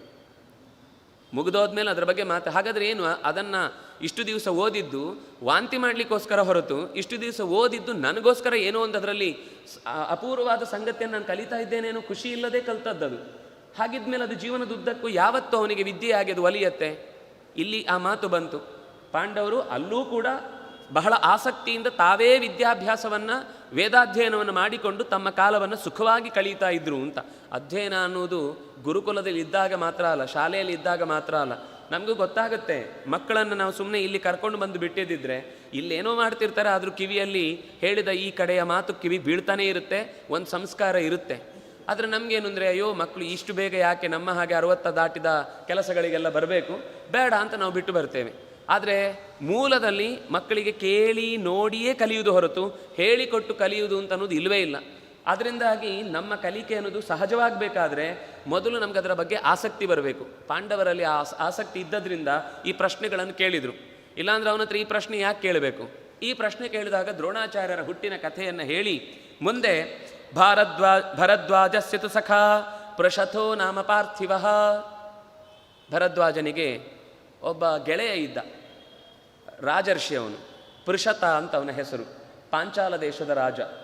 ಅವನ ಮಗ ದೃಪದ ಇಲ್ಲಿಗೆ ಬರ್ತಿದ್ದ ಈ ಗುರುಕುಲಕ್ಕೆ. ಅಂದರೆ ಆ ಗುರುಕುಲಕ್ಕೆ ಬೇಕಾದ ಹಸುಗಳನ್ನು ನೋಡ್ಕೊಳ್ಳಿಕ್ಕೆ ಬೇಕಾದ ಮೇವು ಅಥವಾ ಯಜ್ಞಕ್ಕೆ ಬೇಕಾದ ಸಾಮಾನು ಅಥವಾ ವಿದ್ಯಾರ್ಥಿಗಳಿಗೆ ಬೇಕಾದ ದವಸ ಧಾನ್ಯ ಏನೋ ಒಂದು ಕೊಡುವ ನೆಪದಲ್ಲಿ ಆ ಸಂಪರ್ಕವನ್ನು ಇಟ್ಟುಕೊಂಡಿದ್ದ. ಚಿಕ್ರೀಡಾಧ್ಯಯನಂ ಚೈವ ಚಕಾರ ಕ್ಷತ್ರಿಯರ್ಷಭ. ಆಡಿದ ಗುರುಗಳ ಹತ್ತಿರ, ಭರದ್ವಾಜರ ಹತ್ತಿರ ಬೇಕಾದಷ್ಟು ಶಾಸ್ತ್ರಾಧ್ಯಯನ ಮಾಡಿದ. ಆದರೆ ಪೂರ ಅಧ್ಯಯನ ಮಾಡುವ ಮುಂಚೆ ಪೃಷತ ಬೇಗ ಪ್ರಾಣ ಬಿಟ್ಟಾದ್ರಿಂದಾಗಿ ವಾಪಸ್ಸು ರಾಜಕೀಯಕ್ಕೆ ಅನಿವಾರ್ಯವಾಗಿ ಇಳಿಬೇಕಾದ ಪ್ರಸಂಗ ಬಂದು ದೃಪದ ಮರಳಿ ತನ್ನ ರಾಜ್ಯಕ್ಕೆ ಹೋದ. ಹೋಗುವಾಗ ಹೇಳಿದ್ದ, ನೀನು ಯಾವಾಗ ಬೇಕಾದರೂ ನನ್ನ ಹತ್ರ ಬಾ, ಗುರುಗಳ ಸಂಪತ್ತು ಅನ್ನೋದು ಗುರುವಿನ ಶಿಷ್ಯನಿಗೂ ಸಂಬಂಧಪಟ್ಟದ್ದು, ನನ್ನ ಹತ್ರ ಏನು ಬೇಕಾದರೂ ನೀನು ಕೇಳಲಿಕ್ಕೆ ಬರಬಹುದು ಅಂತ ಹೀಗೆ ಹೇಳಿ ಅವನು ಹೊರಟು ಹೋಗಿದ್ದಾನೆ. ವಿದ್ಯಾರ್ಥಿ ಜೀವನವನ್ನು ಮುಗಿಸಿ ಕೃಪಾಚಾರ್ಯರ ತಂಗಿಯಾದ ಕೃಪಿಯನ್ನು ಮದುವೆಯಾಗಿ ಮನೆಯಲ್ಲಿರುವಾಗ ಈ ಹುಡುಗ ಅಶ್ವತ್ಥಾಮ ರಾಜರ ಸಂಪರ್ಕಕ್ಕೋಸ್ಕರ ಎಲ್ಲೋ ಕೃಪಾಚಾರ್ಯರ ಹತ್ರ ಪಾಠಕ್ಕೆ ಹೋದವ ದುರ್ಯೋಧನಾದಿಗಳ ಜೊತೆಗೆ ಓಡಾಡಿ ತಾನು ಮನೆಯಲ್ಲಿ ಹಾಲು ಕುಡಿಯುತ್ತೇನೆ ಅಂತ ಹೇಳಲಿಕ್ಕೆ ಹೋಗಿ ಅವರ ಮನೆಯಲ್ಲಿ ನಿಜವಾದ ಹಾಲಿಗೆ ಕೇಸರ ಬಾದಾಮಿ ಎಲ್ಲ ಹಾಕಿದ ಪದಾರ್ಥವನ್ನು ಒಂದು ದಿವಸ ಕುಡಿದು ಮನೆಗೆ ಬಂದಾಗ ತಾಯಿ ಅದೇ ಮತ್ತೆ ಹಿಟ್ಟಿನ ಹಾಲನ್ನು ಕಳಿಸಿಕೊಟ್ಟಾಗ ಪಕ್ಕಕ್ಕೆ ಒಗೆದು ನನಗೆ ಹಾಲೇ ಬೇಕು ಅಂತ ಹಠ ಮಾಡಿ ಒಂದು ದುಷ್ಟರ ಮನೆಯ ಅನ್ನ ತಿಂದು ಬಂದ ಮೇಲೆ ಹೇಗೆ ಬುದ್ಧಿ ಕೆಡುತ್ತೆ ಅಂತ ಗೊತ್ತಾಗುವ ಹಾಗೆ ಬೇಗ ನನಗೆ ನನಗೋಸ್ಕರ ನಾನು ಯಾವತ್ತೂ ಏನು ಕೇಳಲಿಲ್ಲ ಅಂತ ಕೃಪಿ ಒತ್ತಾಯ ಮಾಡ್ತಾಳೆ ದ್ರೋಣಾಚಾರ್ಯರನ್ನು. ಒಂದು ಹಸು ತಂದು ಕೊಡ್ಲಿಕ್ಕಾಗಲ್ವಾ ಅಂತ. ನಾನೇನು ಕೇಳಲಿಲ್ಲ, ನನ್ನ ಹರಿದ ಸೀರೆಯ ಬಗ್ಗೆ ನಾನು ನಿಮ್ಮ ಹತ್ರ ಕೇಳ್ತಾ ಇಲ್ಲ, ಆದರೆ ನಮ್ಮ ಮನೆಯ ಮಗು ಅಂತಾದಾಗ ಆ ಮಗುವಿನ ಅಗತ್ಯವನ್ನು ಪೂರೈಸಲಿಕ್ಕೆ ನಮ್ಮ ಹತ್ರ ಆಗಲಿಲ್ಲ ಅಂದರೆ ಏನರ್ಥ ಅಂತ ಹೀಗೆ ಜೋರು ಮಾಡಿ ಕಳುಹಿಸಿಕೊಡ್ತಾರೆ. ಅವರು ಪಾಪ ಸಿಲೋಂಚ ವೃತ್ತಿ ಅಂತ ಯಾರ ಹತ್ರವೂ ಒಂದು ದಿವಸವೂ ಕೈ ಚಾಚಿ ಬದುಕಿದವರಲ್ಲ ಅವರು. ಮರದ ಹತ್ರವೂ ಕೂಡ ಕಲ್ಲು ಹೊಡೆದು ಬೀಳಿಸಿದವರಲ್ಲ. ಯಾವುದಾದ್ರೂ ಹಕ್ಕಿ ಹಣ್ಣು ತಿಂದು ಅದು ಕುಕ್ಕಿದ ಮೇಲೆ ಅದು ಕೆಳಕ್ಕೆ ಬಿತ್ತು ಇನ್ಯಾವುದು ಪ್ರಾಣಿ ತಿನ್ನುವುದಿಲ್ಲ ಅನ್ನೋದು ತೊಗೊಂಡು ಬಂದು ತಿಂದವರು. ಕಟಾವು ಮಾಡಿದ ಮೇಲೆ ಒಂದು ಸರ್ತಿ ಹಕ್ಕಿಗಳೆಲ್ಲವೂ ಕೂಡ ಧಾನ್ಯವನ್ನು ತಮಗೆ ಬೇಕಾದ್ದನ್ನು ತೆಗೆದುಕೊಂಡು ಹೋದ ಮೇಲೆ ಉಳಿದ ಭತ್ತವನ್ನು ತಂದು ಕುಟ್ಟಿ ಮನೆಯಲ್ಲಿ ಹಿಟ್ಟು ಮಾಡಿ ಊಟ ಮಾಡ್ತಾ ಇದ್ದವರು. ಅಂತಹ ಉಂಚ ಅನ್ನುವ ವೃತ್ತಿಯಲ್ಲಿ ತಮ್ಮ ಬದುಕನ್ನು ನಡೆಸಿದವರಿಗೆ ಹೀಗೆ ಯಾರತ್ರ ಅದು ಹೋಗಿ ಹಸು ಕೇಳುವುದು ಒಂದು ಕಷ್ಟ ಆಯಿತು. ಕೊನೆಗೆ ವನಂತು ಪ್ರಸ್ಥಿತಂ ರಾಮಂ ಭರದ್ವಾಜ ಸುತೋಬ್ರವೀತ್ ಆಗತಂ ವಿತ್ತಕಾಮಂಬಾಂ ವಿದ್ಧಿದ್ರೋಣಂ ದ್ವಿಜೋತ್ತಮ. ಗುರುಗಳ ಹತ್ರ ಪಾಠ ಕೇಳಿ ಬಂದಿದ್ರು ಅವರು ಪರಶುರಾಮ ದೇವರ ಹತ್ರ. ಅವರು ಆಗಲೇ ಜಗತ್ತನ್ನೆಲ್ಲ ಸುತ್ತು ಹಾಕಿ ತಾನು ವಶಪಡಿಸಿಕೊಂಡ ಭೂಭಾಗವನ್ನು ಸಂಪತ್ತನ್ನೆಲ್ಲ ದಾನ ಮಾಡ್ತಾ ಇದ್ದಾರೆ ಅಂತ ಸುದ್ದಿ ಗೊತ್ತಾಗಿ ದ್ರೋಣಾಚಾರ್ಯರು ಗುರುಗಳ ಹತ್ರ ಕೇಳಿದರೆ ತಪ್ಪಾಗುವುದಿಲ್ಲ ಅಂತ ಸೀದಾ ಹೋಗಿ ಕೇಳಿದರು. ವಿತ್ತಕಾಮಂತು ಮಾಂ ವಿದ್ಧಿ, ನನಗೆ ತುಂಬ ಅಗತ್ಯಕ್ಕೋಸ್ಕರ ಸಂಪತ್ತಿಗೋಸ್ಕರ ಬಂದಿದ್ದೇನೆ, ಗುರುಗಳೇ ನನ್ನನ್ನು ಅನುಗ್ರಹಿಸಿ ಅಂತ ಕೇಳಿದರು. ರಾಮದೇವರು ಹೇಳ್ತಾರೆ, ಪರಶುರಾಮ ದೇವರು ಹೇಳ್ತಾರೆ, ಶರೀರ ಮಾತ್ರಮೇವಾದ್ಯ ಮಯಾ ಸಮವಿವೇಶಿತಂ ಅಸ್ತ್ರಾಣಿ ವಾ ಶರೀರಂ ವಾ ಬ್ರಹ್ಮನ್ ಏಕತಮಂ ವೃಣು. ಎರಡಿದೆ ನನ್ನ ಹತ್ರ. ಶರೀರ ಮಾತ್ರಂ, ಒಂದು ನಿನ್ನ ಮನೆಯಲ್ಲಿ ಬಂದು ಊಳಿಗ ಮಾಡ್ತೇನೆ. ಗುರುಗಳು ಹೇಳುವ ಮಾತು ನೋಡಿ ಶಿಷ್ಯನಿಗೆ, ನಿನ್ನ ಮನೆಯಲ್ಲಿ ನನ್ನ ಶರೀರ ಉಳಿದಿದೆ, ನಾನು ನಿಮ್ಮ ಮನೆಯಲ್ಲಿ ಸೇವೆ ಮಾಡ್ಕೊಂಡಿರ್ತೇನೆ, ಬೇಕಿದ್ರೆ ನೀನು ಕೇಳಿದ್ದನ್ನು ಕೊಡುವುದಿಲ್ಲ ಅಂತ ಹೇಳೋದಿಲ್ಲ, ಯಾಕೆಂದರೆ ನೀನು ನಂಗೆ ಒಳ್ಳೆ ಶಿಷ್ಯ ನೀನು. ಆದರೆ ನೀನು ಕೇಳಿದ್ದನ್ನು ಇಲ್ಲ ಹೇಳಿಕ್ಕೆ ನಂಗೆ ಮನಸ್ಸಿಲ್ಲ. ಶರೀರ ಮಾತ್ರಂ, ಇದೊಂದು ಉಳಿದಿದೆ, ಇದನ್ನು ಬೇಕಾದರೆ ಕೊಡ್ತೇನೆ, ನಿಮ್ಮ ಮನೆಯಲ್ಲಿ ನೀನು ಏನಾದರೂ ನಂಗೆ ಕೆಲಸ ಹೇಳಿದರೆ ಮಾಡ್ಕೊಂಡು ಇದ್ದು ಬಿಡ್ತೇನೆ. ಅಥವಾ ಅಸ್ತ್ರಾಣಿವಾ ಶರೀರಂವಾ ಬ್ರಹ್ಮನ್ ಏಕತಮಂ ವೃಣು, ಇಲ್ಲ ನನ್ನ ಹತ್ರ ವಿದ್ಯೆ ರೂಪದಲ್ಲಿರುವ ಅಸ್ತ್ರಗಳಿವೆ, ಅದನ್ನು ಬೇಕಾದರೆ ಕೊಡಬಲ್ಲೆ. ಇದು ಬಿಟ್ಟು ನೀನು ಸಂಪತ್ತಾಗಿಯೋ ಹಸುವನ್ನು ಇನ್ನೇನು ಕೇಳಿದ್ರು ನನ್ನ ಹತ್ರ ಇಲ್ಲ. ನಾನು ಎಲ್ಲವನ್ನೂ ಕೈ ಚೆಲ್ಲಿ ಈಗ ಮಹೇಂದ್ರ ಪರ್ವತದ ಕಡೆ ತಪಸ್ಸಿಗೋಸ್ಕರ ಹೊರಟವನು ನಾನು. ನನ್ನ ಹತ್ರ ಬಂದು ಕೇಳಿದರೆ ಏನು ಕೊಡೋದು, ಆದರೆ ಕೊಡುವುದಿಲ್ಲ ಅಂತ ನಿನಗೆ ಹೇಳ್ತಾ ಇಲ್ಲ ನಾನು. ಇರುವುದರಲ್ಲಿ ಎರಡರಲ್ಲಿ ಒಂದು ಕೊಡಬಲ್ಲೆ, ಯಾವುದು ಕೊಡಬೇಕು ಕೇಳು. ಅಸ್ತ್ರಾಣಿ ಚೈವ ಸರ್ವಾಣಿ ತೇಷಾಂ ಸಂಹಾರಮೇವ ಚ ಪ್ರಯೋಗಂಚೈವ ಸರ್ವೇಷಾಂ ದಾತುಮರ್ಹತಿ ಮೇ ಭವಾನ್. ಈ ದ್ರೋಣಾಚಾರ್ಯರ ಯೋಚನೆ ನೋಡಿ. ಎಲ್ಲಿ ಸಿಕ್ಕಿದ್ರು ಕಲೀಲಿಕ್ಕೆ ಏನಾದರೂ ಸಿಕ್ತು ಅಂದರೆ ಮನೆ ಮಠ ಮಕ್ಕಳು ಹೆಂಡತಿ ಜಗತ್ತು ಎಲ್ಲ ಮರೆತು ಅಲ್ಲಿ ಯಥಾ ಪ್ರಕಾರ ಪಾಠಕ್ಕೆ ಕೂತುಬಿಟ್ರು. ನನಗೆ ಅಸ್ತ್ರೋಪದೇಶ ಮಾಡಿ 12 ವರ್ಷ ಅಲ್ಲೇ ಪಾಠಕ್ಕೆ ಕೂತ್ಬಿಟ್ಟಿದ್ದಾರೆ. ಎಲ್ಲ ಥರದ ಅಸ್ತ್ರಗಳ ಪ್ರಯೋಗ ಮತ್ತು ಸಂಹಾರ. ಕೆಲವೊಮ್ಮೆ ಪ್ರಯೋಗ ಮಾತ್ರ ಕಲಿತು ಸಂಹಾರ ಮಾಡಲಿಕ್ಕೆ ಬರಲಿಲ್ಲ ಅಂದರೆ ಗಾಡಿ ಚಾಲು ಮಾಡೋದು ಗೊತ್ತಿದ್ದು ಆಫ್ ಮಾಡಲಿಕ್ಕೆ ಗೊತ್ತಿಲ್ಲ ಅಂದರೆ ಕಥೆನೇ ಎಲ್ಲೋ ಗುದ್ದಬೇಕಷ್ಟೇ. ಹೇಗೆ ಆನ್ ಮಾಡಿ ಅದನ್ನು ಉಪಯೋಗಿಸ್ಲಿಕ್ಕೆ ಗೊತ್ತಿದೆಯೋ ಹಾಗೆ ಅದನ್ನು ಮುಕ್ತಾಯ ಮಾಡಿ ನಿಲ್ಲಿಸಲಿಕ್ಕೂ ಗೊತ್ತಿರಬೇಕು. ಹಾಗಾಗಿ ನನಗೆ ಎರಡನ್ನೂ ಪ್ರಯೋಗಿಸಲಿಕ್ಕೆ ಸರಿಯಾದ ರೀತಿಯಲ್ಲಿ ಶಿಕ್ಷಣವನ್ನು ಕೊಡಿ, ನಾನು ಇಲ್ಲೇ ಇರ್ತೇನೆ ಅಂತ ಕೂತುಬಿಟ್ರು. ಎಷ್ಟೋ ದಿವಸ ಆದಮೇಲೆ ಅವ್ರಿಗೆ ಮತ್ತೆ ನೆನಪಾಯಿತು, ನೀನು ಕಲ್ತದ್ದಾಯ್ತಪ್ಪ. ನಾನು ಹೊರಟದ್ದು ಯಾಕೆ ಈಗ ನೆನಪಾಯಿತು ಅವರಿಗೆ. ನೆನಪಾಗಿ ಮತ್ತೆ ಸೀದಾ ದ್ರುಪದನ ಕಡೆಗೆ ಹೋಗಿದ್ದಾರೆ. ಹೋಗಿ ಅಲ್ಲಿ ಕೇಳಿದ್ದಾರೆ, ನನಗೆ ಅಬ್ರವೀತ್ ಪುರುಷೌ ವ್ಯಾಘ್ರ ಸಖಾಯಂ ವಿದ್ಧಿ ಮಾಮಿತಿ. ಹೊರಗಡೆಯಿಂದ ಒಳಗೆ ಬಿಡಲಿಲ್ಲ ಮೊದಲು, ಇದೆಲ್ಲ ಕಥೆ ಇಲ್ಲಿ ಬರಲಿಲ್ಲ, ಇಲ್ಲಿ ಬಹಳ ಸಂಕ್ಷೇಪವಾಗಿ ಬರ್ತಾ ಇದೆ. ಆಗ ದ್ರುಪದ ನೋಡ್ತಾನೆ, ಒಳಗೆ ಕರೆಸ್ತಾನೆ, ಹೇಳ್ತಾನೆ, ನಾ ಶ್ರೋತ್ರಿಯಸ್ಯ ನಾರಥಿ ರಥಿನ ಸಖಾ ನಾರಾಜ ಪಾರ್ಥಿವಸ್ಯಾಪಿ ಸಖಿಪೂರ್ವಂ ಕಿಮಿಷ್ಯತೆ. ಕೇಳದವನು ಯಾವತ್ತೂ ಕೂಡ ಕೇಳಿದವನಿಗೆ ಮಿತ್ರನಾಗಲಾರ. ರಥವನ್ನು ನಡೆಸಲಿಕ್ಕೆ ಬಾರದವನು ರಥವನ್ನು ನಡೆಸುವವನಿಗೆ ಮಿತ್ರನಾಗಲಾರ. ಯಾರು ಅಧಿಕಾರವನ್ನು ನಡೆಸಲಿಕ್ಕೆ ಗೊತ್ತಿಲ್ಲದ ರಾಜ ಸ್ಥಾನವನ್ನೇ ಗಮನಿಸಿಲ್ವೋ ಅಂಥವನು ರಾಜನಲ್ಲದವನನ್ನು ಮೆಚ್ಚಲಾರ. ಆದ್ದರಿಂದಾಗಿ ರಾಜನೇ ರಾಜನನ್ನು ಭೇಟಿಯಾಗಬಹುದು, ಶ್ರೋತ್ರಿಯನೇ ಶ್ರೋತ್ರಿಯನನ್ನು ಭೇಟಿಯಾಗಬಹುದು. ನಮ್ಮಿಬ್ಬರ ಮಧ್ಯದಲ್ಲಿ ಅಂತಹ ಸಮಾನ ಧರ್ಮ ಏನಿದೆ, ಸಮಾನಶೀಲೋ ವ್ಯಸನೇಶು ಸಖ್ಯಂ. ತಯೋರ್ ವಿವಾಹ ಮೈತ್ರಿ ಚ ನತು ಪುಷ್ಟ ವಿಪುಷ್ಟಯೋ. ಯಾವತ್ತೂ ಕೂಡ ವಿವಾಹವಾಗಲಿ ಮೈತ್ರಿ ಆಗಲಿ ಪುಷ್ಟರಲ್ಲಿ ವಿಪುಷ್ಟರಲ್ಲಿ ನಡೆಯುವುದಿಲ್ಲ. ಸಮಾನವಾದಂತಹ ರೀತಿಯ ಆಲೋಚನೆಗಳಿದ್ದಲ್ಲಿ, ಅಭಿರುಚಿಗಳಿದ್ದಲ್ಲಿ ಮಾತ್ರ ಒಪ್ಪಿಗೆ ಆಗುತ್ತೆ ಅಂತ ಅವಮಾನ ಮಾಡಿ ಕಳುಹಿಸಿದ. ನೀನು ಯಾವ ರೀತಿಯಿಂದ ನನಗೆ ಗೆಳೆಯ ಆಗಲಿಕ್ಕೆ ಯೋಗ್ಯ ಇದ್ದಿ ಹೇಳು ಅಂತ. ಸುಮ್ಮನೆ ಯೋಚನೆ ಮಾಡದೆ ದ್ರೋಣಾಚಾರ್ಯ ಪಾಂಚಾಲ ದೇಶದಿಂದ ಹೊರಟು ಬಂದಿದ್ದಾನೆ. ಬಂದು ಹಸ್ತಿನಾವತಿಯಲ್ಲಿ ಭೇಟಿ ಮಾಡಿ ಹುಡುಗರ ಹತ್ರ ತನ್ನ ಅಸ್ತ್ರವಿದ್ಯೆಯನ್ನು ತೋರಿಸಿದ್ದಾನೆ. ಹುಡುಗರು ಹೋಗಿ ಭೀಷ್ಮಾಚಾರ್ಯ ಹತ್ರ, ಇವತ್ತು ಯಾರೋ ಒಬ್ಬರು ಸಿಕ್ಕಿದ್ರು, ನಮ್ಗೆ ಅವರೇ ಪಾಠಕ್ಕೆ ಬೇಕು, ಏನಾದರೂ ಮಾಡಿ ಕರೆಸಿ ಅಂತ ಪಾಂಡವರು ಹಠ ಹಿಡಿದ್ರು. ಗೊತ್ತಾಯ್ತು ಇವ್ರಿಗೆ ಯಾರು ಅಂತ. ಅವ್ರು ಕೇಳಿದ್ರು, ನೀವು ಯಾರು ಅಂತ ಹೇಳಿ ಅಂತ. ದ್ರೋಣಾಚಾರ್ಯಗೆ ನಾನು ಏನೇನು ಮಾಡಿದೆ ಅದನ್ನು ಹೇಳಿ ಅವ್ರಿಗೆ ಗೊತ್ತಾಗುತ್ತೆ ಅಂದರು. ಭೀಷ್ಮಾಚಾರ್ಯಗೆ ಹೇಳಿ ಅಂತ. ಭೀಷ್ಮಾಚಾರ್ಯಗೆ ಗೊತ್ತಾಯಿತು ದ್ರೋಣಾಚಾರ್ಯ ಅಂತ. ಕರೆಸಿ ಪ್ರಾಪ್ತಾಯ ಪ್ರದದೌ ಭೀಷ್ಮ ಶಿಷ್ಯಾನ್ ದ್ರೋಣಾಯ ಧೀಮತೆ ತಸ್ಮೈ ಪೌತ್ರಾನ್ ಸಮಾದಾಯ ವಸೂನಿ ವಿವಿಧಾನಿ ಚ. ಸಂಪತ್ತು ಕೊಟ್ಟು ಆಸ್ಥಾನದ ವಿದ್ವಾಂಸರು ಅಂತವರನ್ನು ಗೌರವಿಸಿ ತನ್ನ ಮಕ್ಕಳು ಮೊಮ್ಮಕ್ಕಳನ್ನೇ ಶಿಷ್ಯರನ್ನಾಗಿ ನೀಡಿ ಚೆನ್ನಾಗಿ ಪಾಠ ಮಾಡಿ ಅಂತ ವ್ಯವಸ್ಥೆ ಮಾಡಿದರು. ಪಾಠ ಮಾಡಿದವರು ಕೇಳಿದ್ದು ಫಸ್ಟ್ ಒಂದೇ ಮಾತು, ಉವಾಚ ಆಚಾರ್ಯ ವೇತನಂ ಕಿಂಚಿತ್ ಹೃದಯ ಯದ್ವರ್ತತೆ ಮಮ ಕೃತಾಸ್ತ್ರೈ ತತ್ ಪ್ರದೇಯಂ ಸ್ಯಾತ್ ತದೃತಂ ವದತ ನಘಾಃ. ಗುರುಗಳಿಗೆ ವಿದ್ಯೆ ಕಲಿತ ಮೇಲೆ ಪ್ರತಿಯಾಗಿ ಕೊಡಬೇಕು ಅಂತ ಏನೋ ಒಂದು ವಿಷಯವನ್ನು ನಾನು ಕೇಳಿದರೆ ಅದನ್ನು ನಿಮಗೆ ಕೊಡಲಿಕ್ಕಾಗತ್ತೆ ಅಂದರೆ ಮಾತ್ರ ನಾನು ಕೇಳುತ್ತೇನೆ ಅಂತ. ಭೀಮಸೇನ ಪಕ್ಕದಲ್ಲಿದ್ದ ಅರ್ಜುನನಿಗೆ ಕೈ ಉಬ್ಬಿಸಿ ಹೊಡೆದು ಕೈ ಎತ್ತು ಅಂತ ತೋರಿಸಿದ. ಅರ್ಜುನಾದ್ಯೈಹಿ, ಅರ್ಜುನ ಮೊದಲಾದವರು ಎಲ್ಲರೂ ಕೂಡ, ಅಂದರೆ ಅರ್ಜುನ ಮೊದಲು ಕೈ ಎತ್ತಿದ. ದ್ರೋಣಾಚಾರ್ಯಗೆ ಮೊದಲು ಕೈ ಎತ್ತಿದ್ರಿಂದ ಅವನ ಬಗ್ಗೆ ಬಹಳ ಪ್ರೀತಿ ಹುಟ್ಟಿಬಿಡ್ತು. ನಿನಗೆಲ್ಲ ಅಸ್ತ್ರಗಳನ್ನು ನಾನು ಉಪದೇಶಿಸ್ತೇನೆ ಅಂತ ಹೇಳಿದರು. ಹೇಳಿ ತಥಾ ಅಸ್ಪಿತಿ ಗುರು ಸದಾ, ಆಯಿತು ಅಂತ ಹೇಳಿ ಶಿಷ್ಯರು ಪಾಂಡವರಿಗಿಂತ ನಾವು ಮೇಲೆ ಬರಬೇಕು ಅಂತ ಕೌರವರು ಮೊದಲೇ ಸೈನ್ಯ ಕಟ್ಟಿಕೊಂಡು ಹೋಗಿ ಹೆಣ್ಣುಮಕ್ಕಳ ಕೈಯಿಂದ ಊರ ಹೊರಬಾಗಿಲಿನಲ್ಲಿ ದೊಣ್ಣೆ ಕಸಬರಿಗೆ ಮನೆಯಲ್ಲಿದ್ದ ಕೋಲುಗಳಿಂದ ಏಟು ತಿಂದು ವಾಪಸ್ ಬಂದರು 100 ಜನ. ಆಮೇಲೆ ಭೀಮಸೇನ ಉಳಿದ ತಮ್ಮಂದರು ಅವರು 5 ಜನ ಹೋಗಿದ್ದು ರಥದಲ್ಲಿ ಕೂತುಕೊಂಡು. ಇವರನ್ನೆಲ್ಲ ಆಮೇಲೆ ಬನ್ನಿ ಅಂತ ಹೇಳಿ ಮೊದಲು ಒಳಕ್ಕೆ ಹೋಗ್ತಾ ಎಲ್ಲವನ್ನು 4 ಮರಗಳನ್ನು ತಗೊಂಡು ಗುಡಿಸಿ ಹಾಕಿದ ಪಕ್ಕಕ್ಕೆ ಸೈನ್ಯವನ್ನೆಲ್ಲ. ಎಲ್ಲಿ ದೃಪದ ಎದುರುಗಡೆ ಬಂದೋ ಆಗ ಅರ್ಜುನನನ್ನು ಮುಂದಕ್ಕೆ ಬಿಟ್ಟ. ಅರ್ಜುನನ ಎದುರುಗಡೆ ಯುದ್ಧ ಮಾಡಿದ ದೃಪದನಿಗೆ ಇವನ ಕೌಶಲ ನೋಡಿ ತುಂಬ ಸಂತೋಷ ಆಯಿತು. ಎಂತಹ ಚುರುಕು, ಎಂತಹ ವೇಗ, ದ್ರೋಣಾಚಾರ್ಯರ ಶಿಷ್ಯ ಅಂತ ಗೊತ್ತಿದ್ರೂ ಕೂಡ ಅವನ ಆ ಪ್ರತಿಭೆಯನ್ನು ನೋಡಿ ಸಂತೋಷಪಟ್ಟ ಮೇಲೆ ಪಾಂಡವರು ಹಿಡಿದು ತಂದು ಅವನಿಗೆ ದ್ರೋಣಾಚಾರ್ಯರ ಕಾಲಬುಡಕ್ಕೆ ಒಪ್ಪಿಸಿದ್ದಾರೆ.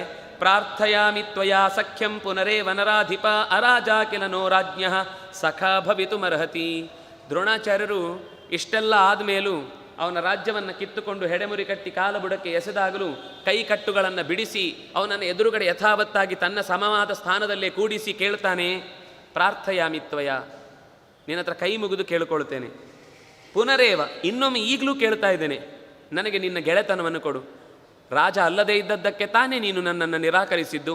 ಈಗ ನಿನ್ನ ಅಹಿಚ್ಛತ್ರ ಮತ್ತು ಪಾಂಚಾಲ ಅಂತ 2 ರಾಜ್ಯವನ್ನು ವಿಭಾಗ ಮಾಡಿ ಅಹಿಚ್ಛತ್ರವನ್ನು ನಾನು ನೋಡ್ತೇನೆ, ಪಾಂಚಾಲ ದೇಶದ ರಾಜನಾಗಿ ನೀನು, ಅಂದರೆ ಗಂಗೆಯ ಉತ್ತರ ಭಾಗವನ್ನು ನೋಡ್ತೇನೆ, ದಕ್ಷಿಣದ ಭಾಗವಾದರೂ ನೀನು ನನ್ನನ್ನು ಗೆಳೆಯ ಅಂತ ಒಪ್ಕೊಳ್ತೀಯಾ ಅಂತ ಕೇಳ್ತಾನೆ.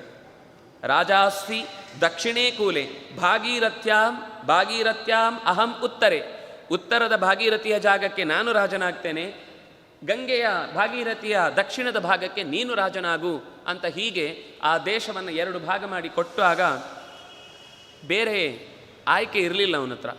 ಆದರೆ ದ್ರೋಣಾಚಾರ್ಯರ ಮೇಲೆ ಆ ಕ್ಷಣದಲ್ಲಿ ಸಿಟ್ಟಿರಲಿಲ್ಲ. ಯಾಕೆಂದರೆ ಒಬ್ಬ ಋತ್ವಿಜನಾಗಿ ಹಠ ಬಂದಾಗ ತನ್ನ ಶಿಷ್ಯರನ್ನು ಸಿದ್ಧ ಮಾಡಿ ಅವರಿಂದ ಸೋಲಿಸಿ ಒಬ್ಬ ರಾಜನಿಗೆ ಏನು ಕೆಚ್ಚಿರಬೇಕು ಅದನ್ನು ಒಬ್ಬ ಬ್ರಾಹ್ಮಣ ಹೀಗೆ ತೋರಿಸಿದ್ದು ನೋಡಿ ಅವನಿಗೆ ಬಹಳ ಖುಷಿಯಾಯಿತು. ನನಗೆ ಹಿಂದೆ ಮಿತ್ರನಾಗಿದ್ದ ಏವಂ ಭವತು ಭದ್ರಂತೆ ಭರದ್ವಾಜ ಮಹಾಪತೆ.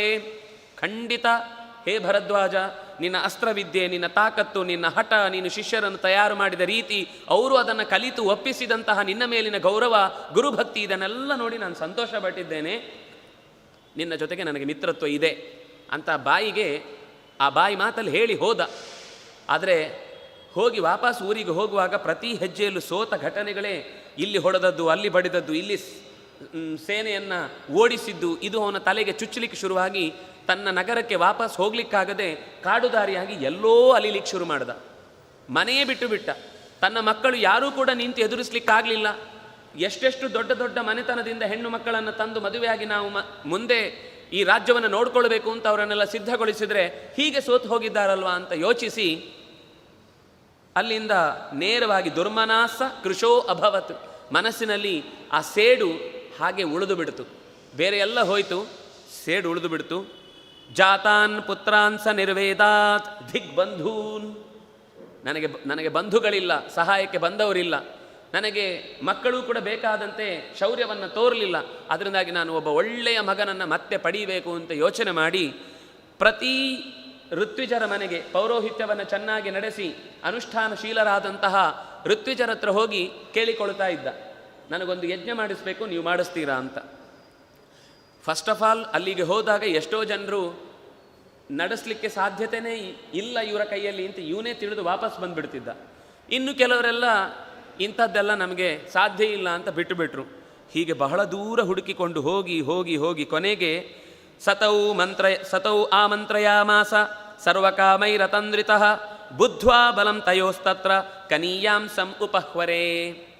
ಯಾಜ ಮತ್ತು ಉಪಯಾಜ ಅಂತನ್ನುವ ಇಬ್ಬರು ಅಣ್ಣ ತಮ್ಮಂದಿರ ಆಶ್ರಮದ ಪ್ರಸಿದ್ಧಿ ಆ ಊರು ತುಂಬೆಲ್ಲ ತುಂಬಿತ್ತು ಅನ್ನುವ ಕಾರಣಕ್ಕಾಗಿ ಅಲ್ಲಿಗೆ ಹೋಗಿ ಸೇವೆ ಮಾಡ್ಕೊಂಡು ಇದ್ದು ಬಿಟ್ಟ ಸ್ವಲ್ಪ ದಿವಸ.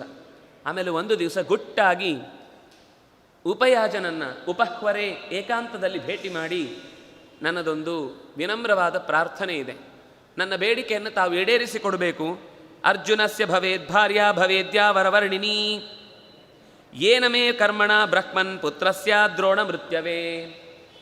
2 ಮಕ್ಕಳನ್ನು ನಾನು ಪಡೀಬೇಕು ಅಂತ ಬಯಸಿದ್ದೇನೆ. ದ್ರೋಣನಿಗೆ ಮೃತ್ಯುವನ್ನು ತಂದೊಡ್ಡಬಲ್ಲ ಒಬ್ಬ ಮಗ, ಅರ್ಜುನನಂತಹ ರಣಧೀರನಿಗೆ ಒಪ್ಪುವಂತಹ ಒಂದು ಸುಂದರಿಯಾದ ಹೆಣ್ಣು ಮಗಳು, ಒಂದು ಗಂಡು ಒಂದು ಹೆಣ್ಣನ್ನು ಪಡೆದು ನನ್ನ ಬದುಕನ್ನು ಸಾರ್ಥಕ ಮಾಡಿಕೊಳ್ಳಬೇಕು. ಯಾಕೆಂದರೆ ಕೌರವರ ವಿರುದ್ಧ ಸೆಟೆದು ನಿಲ್ಲುವುದು ಯೋಚನೆ ಇರಲಿಲ್ಲ ಅವನಿಗೆ. ಒಂದು ಕಡೆಯಿಂದ ಅವರ ಸಂಬಂಧ ಬೇಕು, ಆದರೆ ದ್ರೋಣಾಚಾರ್ಯರನ್ನು ಮಣಿಸಬೇಕು. ಹಿಂದಿನಿಂದಲೂ ಒಂದು ಅರ್ಥದಲ್ಲಿ ದೃಪದ ಅಂದರೆ ಆ ಕಾಲದಿಂದಲೂ ಒಂದು ಒಳಗಿಂದೊಳಗೆ ಒಂದು ಕೋಲ್ಡ್ ವಾರ್ ಅಂತ ಹೇಳ್ತೇವಲ್ವ, ಇದು ನಡೀತಾ ಇತ್ತು. ಆದರೆ ಬಲಿಷ್ಠರು ಭೀಷ್ಮ ಇರುವ ತನಕ ಏನು ಮಾಡಲಿಕ್ಕಾಗುವುದಿಲ್ಲ ಅಂತ, ಯಾಕೆಂದರೆ ಭೀಷ್ಮನಿಗಿಂತ ಹಿಂದೆ ಅವರು ಗೆದ್ದು ಹಸ್ತನಾವತಿಯನ್ನು ತಮ್ಮ ವಶಕ್ಕೆ ತಂದುಕೊಂಡಿದ್ರು. ಅದರಲ್ಲಿ ಮತ್ತೆ ಮಧ್ಯದಲ್ಲಿ ಶಂತನು ಮೊದಲಾದವರ ವಾಪಸ್ಸು ಗೆದ್ದು ಅದನ್ನು ಪಡೆದಿದ್ರು. ನಾವು ಹಿಂದಿನ ಇತಿಹಾಸ ನೋಡ್ಕೊಳ್ಬೇಕಾಗುತ್ತೆ. ಈ ಎಲ್ಲ ಮಾತುಗಳ ಹಿಂದೆ ಏನೇನಾದರೂ ಘಟನೆಗಳಿದ್ರೆ ಅದಕ್ಕೆ ಯಾವುದೋ ಹಳೆ ಕಾಲದ ಸಂಬಂಧ ಇರುತ್ತೆ. ಯಾಕೆಂದರೆ ದೃಪದನು ಭೀಷ್ಮಾಚಾರ್ಯರ ವಯಸ್ಸಿನವನೇ, ಅವನು 650 ವಯಸ್ಸಿನವನೇ ಅವನು ಕೂಡ. ಹೀಗೆ ಯೋಚನೆ ಮಾಡಿ ಉಪಯಾಜರನ್ನು ಕೇಳಿಕೊಂಡಾಗ ನಾಹಮಿತ್ಯೇವ, ಖಡಾಖಂಡಿತವಾಗಿ ಇಂಥ ಮಾತುಗಳಿಗೆ ನನ್ನನ್ನು ನೀನು ಕೇಳಲೇಬೇಡ. ಆದರೆ ಅವರ ನಿಷ್ಠೆ ಅನುಷ್ಠಾನ ಇದನ್ನು ನೋಡಿ ಇಲ್ಲಿಂದ ಬಿಟ್ಟು ಹೋಗ್ಲಿಕ್ಕೆ ಮನಸ್ಸಾಗಲಿಲ್ಲ. ಬಹುಶಃ ನನ್ನ ಬಯಕೆ ಏನಾದರೂ ಈಡೇರುವುದಿದ್ರೆ ಇವರ ಕೈಯಿಂದಲೇ ಸಾಧ್ಯ ಅಂತ ಅವನಿಗೆ ಮನವರಿಕೆ ಆಗಿತ್ತು.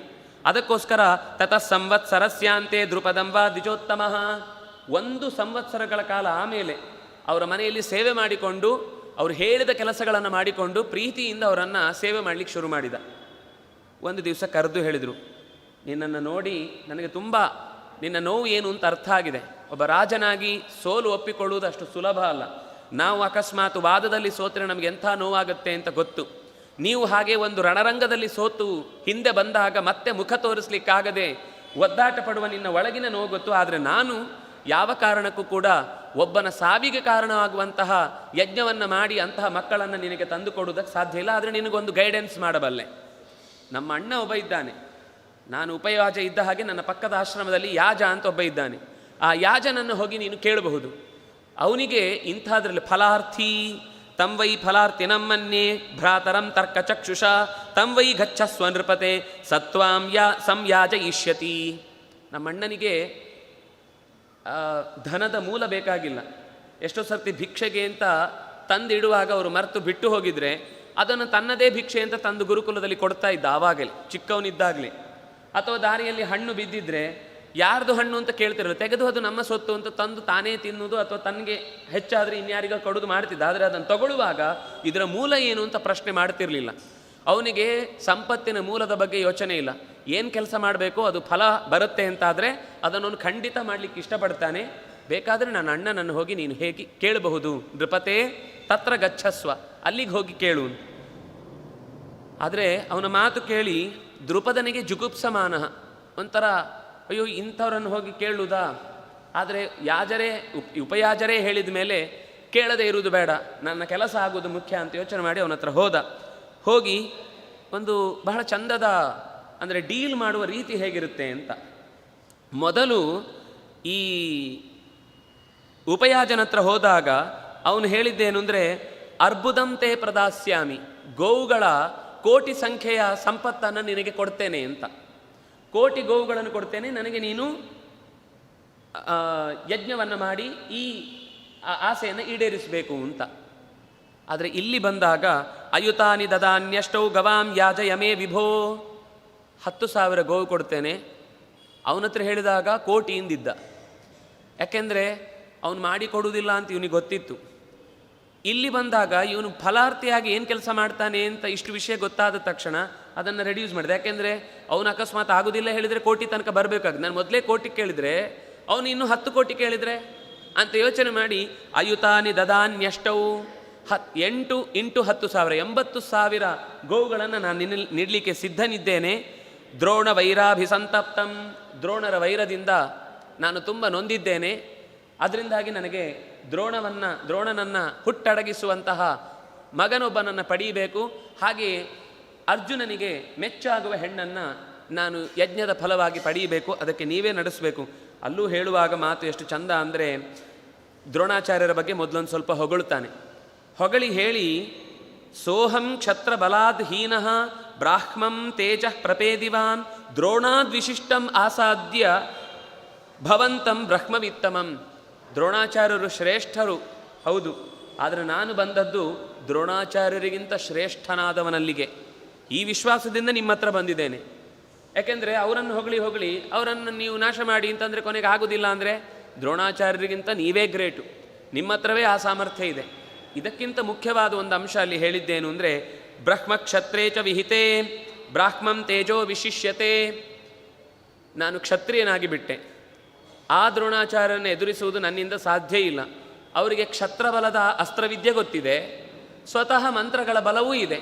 ಬ್ರಾಹ್ಮ ತೇಜಸ್ಸು ಅವರಲ್ಲಿದೆ, ಕ್ಷಾತ್ರ ತೇಜಸ್ಸು ಅವರಲ್ಲಿದೆ. ನನ್ನ ಹತ್ರ ಕ್ಷಾತ್ರ ತೇಜಸ್ಸು ಮಾತ್ರ ಇರುವುದು.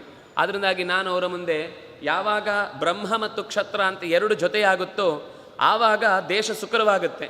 ಆದರೆ ಯಾವಾಗ ಅದು ಪರಸ್ಪರವಾಗಿ ವಿರುದ್ಧ ನಿಲ್ಲುತ್ತೋ ಆಗ ಬ್ರಹ್ಮವೇ ಗೆಲ್ಲುತ್ತೆ. ಇದು ನನಗೆ ಗೊತ್ತಿದೆ. ಇದನ್ನೇ ವಿಶ್ವಾಮಿತ್ರನು ಹೇಳಿದ್ದು, ದಿಗ್ಬಲಂ ಕ್ಷತ್ರಿಯ ಬಲಂ ಬ್ರಹ್ಮತೇಜೋ ಬಲಂ ಬಲಂ. ನಮಗೆ ಮಾತ್ರ ಇನ್ನೂ ವಿಶ್ವಾಸ ಇಲ್ಲ. ನಾವು ಇನ್ನೂ ಕೂಡ ಹಿಂದುಳಿದವರು ಅಂತ ನಮ್ಮನ್ನು ಪರಿಗಣಿಸಲಿಲ್ಲ, ಅಥವಾ ನಮ್ಮ ಆದಾಯ ಪತ್ರಕ್ಕೆ ಸರಿಯಾದ ಅವಕಾಶ ಸಿಗಲ್ಲ, ನಮಗೆ ಸರ್ಕಾರದ ದೊಡ್ಡ ಹುದ್ದೆಗಳಿಗೆ ಜನರಲ್ ಮೆರಿಟು ಏನೂ ಸಿಗಲ್ಲ ಅಂತ ನಾವಿನ್ನೂ ಯಾವುದೋ ಒಬ್ಬರು ಕೊಡುವ ಯೋಜನೆ, ಆಲೋಚನೆ, ಭಾಗ್ಯಗಳ ಕಡೆಗೆ ಕೈ ಚಾಚ್ತಾ ಕೂತಿದ್ದೇವೆ. ವಸ್ತುತಃ ಯಾರನ್ನೂ ಕೇಳುವ ಅಗತ್ಯ ಇಲ್ಲ. ನಿಜವಾಗಿಯೂ ನಮಗೆ ಕೊಟ್ಟ ಹಿರಿಯರು ಕೊಟ್ಟಂತಹ ವೇದ, ಶಾಸ್ತ್ರ, ಪುರಾಣ ಅದನ್ನು ಸರಿಯಾಗಿ ಅಧ್ಯಯನ ಮಾಡಿ ಅದನ್ನು ಇವತ್ತಿನ ವಿದ್ಯೆ ಜೊತೆಗೆ ಅರ್ಥ ಮಾಡಿಕೊಂಡು ನಾವು ಜನರ ಮುಂದೆ ತೆರೆದಿಡ್ತೇವೆ ಅಂತಂದರೆ ತಾನಾಗಿ ಎಲ್ಲ ಅಗತ್ಯಗಳು ನಮ್ಮನ್ನು ಹುಡುಕಿಕೊಂಡು ಬರ್ತವೆ. ನಮಗೆ ಆ ಕಡೆಯಿಂದ ಅರ್ಧ ಕಾಲಿಟ್ಟಿದ್ದೇವೆ, ಈ ಕಡೆಯಿಂದ ತೋರಿಸಿಕೊಳ್ಳಿಕ್ಕೆ ಒಂಚೂರು ಮನೆಯಲ್ಲಿ ಬೆಳಿಗ್ಗೆ ಎದ್ದ ತಕ್ಷಣ ಒಂದು ಗುಡುಗುಡು ಅಂತ ಏನೋ ಒಂದಿಷ್ಟು ಕೈಕಾಟ ಮುಗಿಸಿ ಓಡ್ತೇವೆ. ಅನಿವಾರ್ಯ ಇದೆ, ನಾನು ಇದನ್ನು ತಪ್ಪು ಅಂತ ಹೇಳ್ತಾ ಇಲ್ಲ. ಆದರೆ ನಮ್ಮ ಕಡೆಯಿಂದ ಒಂದು ಪ್ರಶ್ನೆ, ಮರ್ಯಾದೆ ಸಿಗ್ತಾ ಇಲ್ಲ ಬ್ರಾಹ್ಮಣ್ಯಕ್ಕೆ ಅಂತಾಗಿದ್ದರೆ, ಈ ಪ್ರಶ್ನೆ ಹೇಳಬೇಕಾದ್ರೆ ನಾವು ಬ್ರಾಹ್ಮಣ್ಯ ಉಳಿಸಿಕೊಂಡಿದ್ದೇವೆ ಅಂತ ಅನ್ನೋದು ಮೊದಲು ಇರಬೇಕು ನಮಗೆ. ಅದನ್ನು ಅವನು ಹೇಳೋದು, ಯಾವಾಗ ಬ್ರಾಹ್ಮಣ್ಯ ಇರುತ್ತೋ ಅಲ್ಲಿ ಎಂಥ ದೊಡ್ಡ ಕ್ಷತ್ರ ಕೆಲಸವೂ ಇದ್ದರೂ ಕೂಡ ಅದು ಅವನನ್ನು ಏನು ಮಾಡಲಿಕ್ಕಾಗೋದಿಲ್ಲ. ನಿಮಗೆ ಜರಾಸಂಧನ ಕಥೆಯೇ ಸಾಕು. ಜರಾಸಂಧ ಇಡೀ ದೇಶವನ್ನು ತನ್ನ ವಶದಲ್ಲಿ ಇಟ್ಟುಕೊಂಡಿದ್ದವ. ಆದರೆ ತನ್ನ ಅರಮನೆಯ ಒಳಗೆ ಅಪೀಸ್ಮೆಂಟು ಅಂತ ಹೇಳಿ ಯಾರಿಗೆ ಒಳಗೆ ಬಿಡದೇ ಇದ್ದವನು, ಋತ್ವಿಜರು ವಿಪ್ರರು ಮಾತ್ರ ಯಾವಾಗ ಬೇಕಾದರೆ ಏನು ಬೇಕಾದರೆ ಎಷ್ಟೊತ್ತಿಗೆ ಬೇಕಾದರೂ ಕೇಳಿ ತೊಗೊಂಡು ಹೋಗುದು. ಅವರನ್ನು ಸಿಟ್ಟುಗೊಳಿಸಿದರೆ ನನ್ನ ಇಷ್ಟೆಲ್ಲ ಸಾಮರ್ಥ್ಯವು ನುಚ್ಚು ನೂರಾಗುತ್ತೆ ಅಂತ ಅವನಿಗೆ ಅರ್ಥ ಆಗಿತ್ತು. ಯಾಕೆಂದರೆ ಅವರು ಹಾಗಿದ್ದರು. ಅವರ ನಿತ್ಯದ ಗಾಯತ್ರಿಯ ಜಪ ಆಗಿರ್ಬೋದು, ನಿತ್ಯದ ಅನುಷ್ಠಾನ, ಸೇವೆ, ಪುರಾಣ ಇತ್ಯಾದಿ ಅಧ್ಯಯನ ಇರ್ಬೋದು, ಇದನ್ನು ಚೆನ್ನಾಗಿ ನಡೆಸ್ತಿದ್ರು. ಅದರಿಂದಾಗಿ ಯಾರಿಗೂ ಹೆದರಬೇಕಾದ ಅಗತ್ಯ ಇರ್ತಿರಲಿಲ್ಲ. ಇವತ್ತಿಗೂ ನಿಜವಾಗಿ ಅಗತ್ಯ ಇಲ್ಲ. ಆದರೆ ಏನು ಅಂದರೆ ನಾವು ನಮ್ಮ ಕರ್ತವ್ಯ, ಯಾರೋ ಒಬ್ಬ ಮಾಡಿದರೆ ಏನು ಉಪಯೋಗ ಇಲ್ಲ. ಆ ಇಡೀ ಸಮಾಜ ಅದರ ಜೊತೆಗೆ ಹೊಂದಿಕೊಂಡು ಕೆಲಸ ಮಾಡಿದ್ದು ಹೌದಾದರೆ ಖಂಡಿತ ಸಮಾಜದಲ್ಲಿ ತಾನಾಗಿ ಗೌರವ ಹುಡ್ಕೊಂಡು ಬರುತ್ತೆ. ನಾವು ಆ ಧರ್ಮವನ್ನು ಧೈರ್ಯವಾಗಿ ಪಾಲಿಸ್ತಾ ಇಲ್ಲ ಅನ್ನೋ ಕಾರಣಕ್ಕೆ ಅನಿವಾರ್ಯವಾಗಿ ಅದರ ಬೆನ್ನೇಟನ್ನು ತಿನ್ನುವುದು ಒಪ್ಪಿಕೊಳ್ಳೇಬೇಕು. ಅದನ್ನು ದ್ರೋಣಾಚಾರ್ಯರ ಶಕ್ತಿಯನ್ನು ಹೊಗಳುವ ನೆಪದಲ್ಲಿ ನಮಗೊಂದು ಪಾಠ ಕೊಟ್ಟ. ಬ್ರಹ್ಮ ಮತ್ತು ಕ್ಷತ್ರ ಎದುರಾದಾಗ ನಿಜವಾಗಿ ಅವನು ಆ ಬ್ರಹ್ಮ ಶಕ್ತಿಯ ಮೇಲೆ ನಂಬಿಕೆ ಇಟ್ಟಿದ್ದಾನೆ ಹೌದಾದರೆ ಬ್ರಹ್ಮ ಏವ ವಿಶಿಷ್ಯತೆ, ಅದು ಬ್ರಾಹ್ಮಣ್ಯವೇ ಯಾವತ್ತು ಗೆಲ್ಲಿಕ್ಕೆ ಸಾಧ್ಯ ಆಗುತ್ತೆ.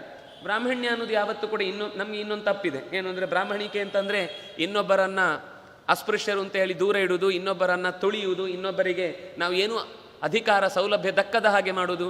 ಹೀಗಿಲ್ಲ. ಎಲ್ಲರ ಜೊತೆಗೆ ಲೋಕಾ ಸಮಸ್ತ ಸುಖಿನೋ ಭವಂತು ಅಂತ ಪ್ರಾರ್ಥನೆ ಮಾಡುವುದೇ ನಿಜವಾದ ಪ್ರಾರ್ಥನೆ. ವೇದಗಳಲ್ಲೂ ಅದೇ ಮಾತಿರುವುದು, ಸರ್ವೇ ಭವಂತು ಸುಖಿನಃ. ನಮ್ಮ ಪ್ರಾರ್ಥನೆ ಯಾವತ್ತೂ ಕೂಡ ನಮ್ಮ ಸ್ವಾರ್ಥಕ್ಕಾಗಿಲ್ಲ, ಲೋಕದ ಹಿತಕ್ಕಾಗಿದೆ. ಅದನ್ನೇ ದ್ರೋಣಾಚಾರ್ಯರ ವಿಷಯದಲ್ಲೂ ಹೇಳಿ ನೀವು ನಡೆಸಿಕೊಡಬೇಕು ಅಂತ ಕೇಳಿದಾಗ ಆಯಿತು ಅಂತ ಒಪ್ಪಿಕೊಂಡ್ರು. ಉಪಯಾಜನಿಗೆ ಹೋಗಿ ಹೇಳಿದರು, ನೀನು ನನ್ನ ತಮ್ಮ ಅಲ್ವಾ, ನನ್ನ ಶಿಷ್ಯನೂ ಹೌದಲ್ವಾ, ನನ್ನ ಜೊತೆಗೆ ಸಹಕಾರಕ್ಕೆ ನೀನು ಬರಬೇಕು ಅಂತ ಕೇಳಿದರು. ನೇರ ನಾನೇ ಮುಖ್ಯ ಪೌರೋಹಿತ್ಯವನ್ನು ವಹಿಸುವುದಿಲ್ಲ ಅಂತ.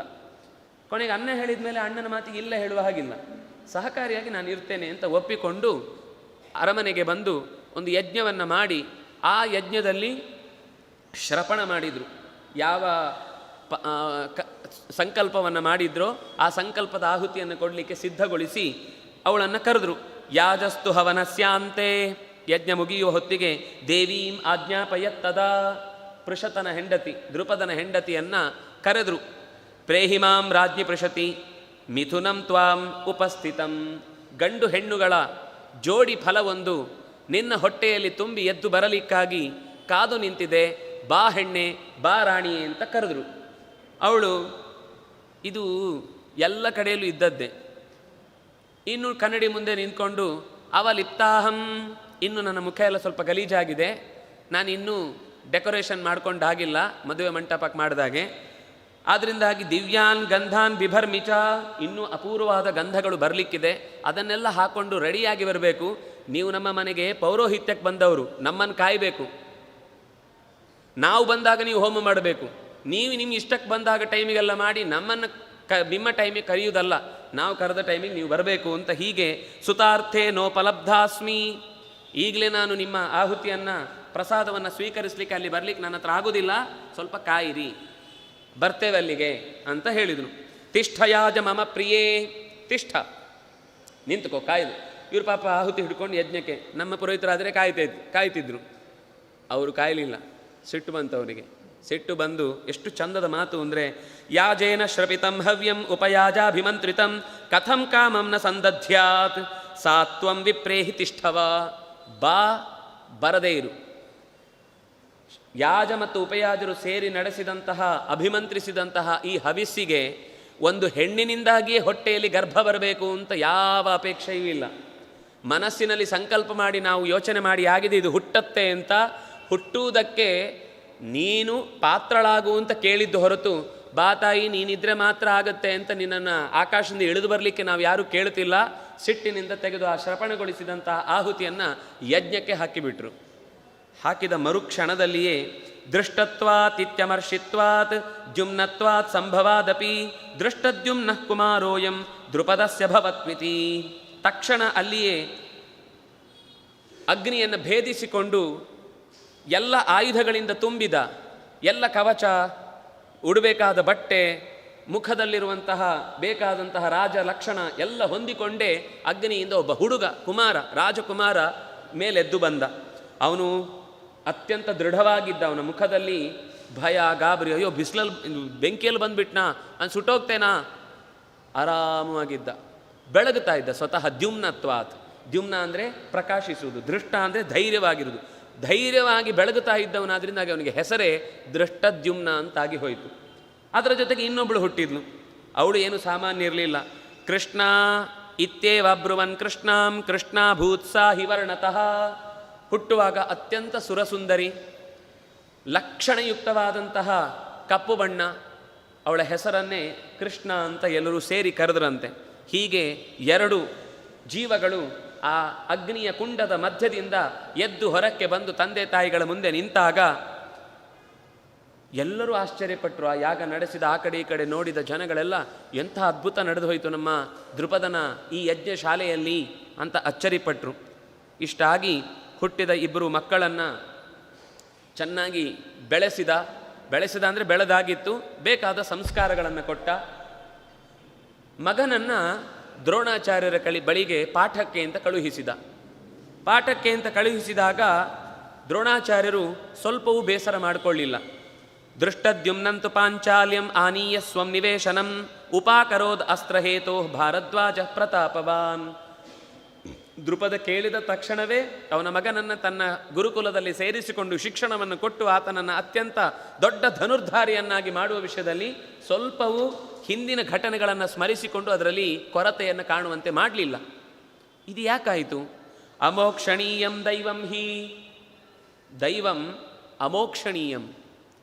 ದೈವದ ನಿಯಮವನ್ನು ಯಾರೂ ಮೀರ್ಲಿಕ್ಕೆ ಸಾಧ್ಯ ಇಲ್ಲ. ದೈವದ ನಿಯಮದಂತೆ ಈತ ನನ್ನನ್ನು ಕೊಲ್ಲಿಕ್ಕೆ ಹುಟ್ಟಿದ್ದಾನೆ ಅಂತ ತೀರ್ಮಾನ ಮಾಡಿದ ಮೇಲೆ ನಾನು ಶಿಕ್ಷಣ ಕೊಟ್ಟರೂ ಕೊಡದೇ ಇದ್ದರೂ ಅವನೇ ನನ್ನನ್ನು ಕೊಲ್ಲುವವನು, ನನಗೆ ಗೊತ್ತಿದೆ ಅಲ್ವಾ. ಅಂದಮೇಲೆ ಭಾವಿ ಮತ್ವಾ ಯಥಾಮತಿ ತಥಾ ತತ್ಕೃತವಾನ್ ದ್ರೋಣಃ ಆತ್ಮಕೀರ್ತ್ಯನುರಕ್ಷಣಾತ್. ಆದರೆ ತನ್ನನ್ನು ಕೊಲ್ಲಿಕ್ಕೆ ಅಂತ ಬರ್ತಾನೆ ಅಂತ ಗೊತ್ತಿದ್ರೂ ಕೂಡ ಗುರುವಾಗಿ ಶಿಕ್ಷಣ ಕೊಡುವ ವಿಷಯದಲ್ಲಿ ಶಿಷ್ಯರಲ್ಲಿ ಯಾವತ್ತೂ ಭೇದ ಭಾವ ಮಾಡಲಿಲ್ಲ ಅನ್ನುವ ಕೀರ್ತಿ ತನಗೆ ಖಂಡಿತ ಬರುತ್ತೆ ಅಂತ ಗೊತ್ತಿದ್ದು, ಅಥವಾ ಗುರುವಾಗಿ ತನ್ನ ಕರ್ತವ್ಯವನ್ನು ಸರಿಯಾಗಿ ನಿರ್ವಹಿಸಬೇಕು ಅಂತ ಯೋಚಿಸಿ ಅವನಿಗೆ ಪಾಠವನ್ನು ಮಾಡಿದ.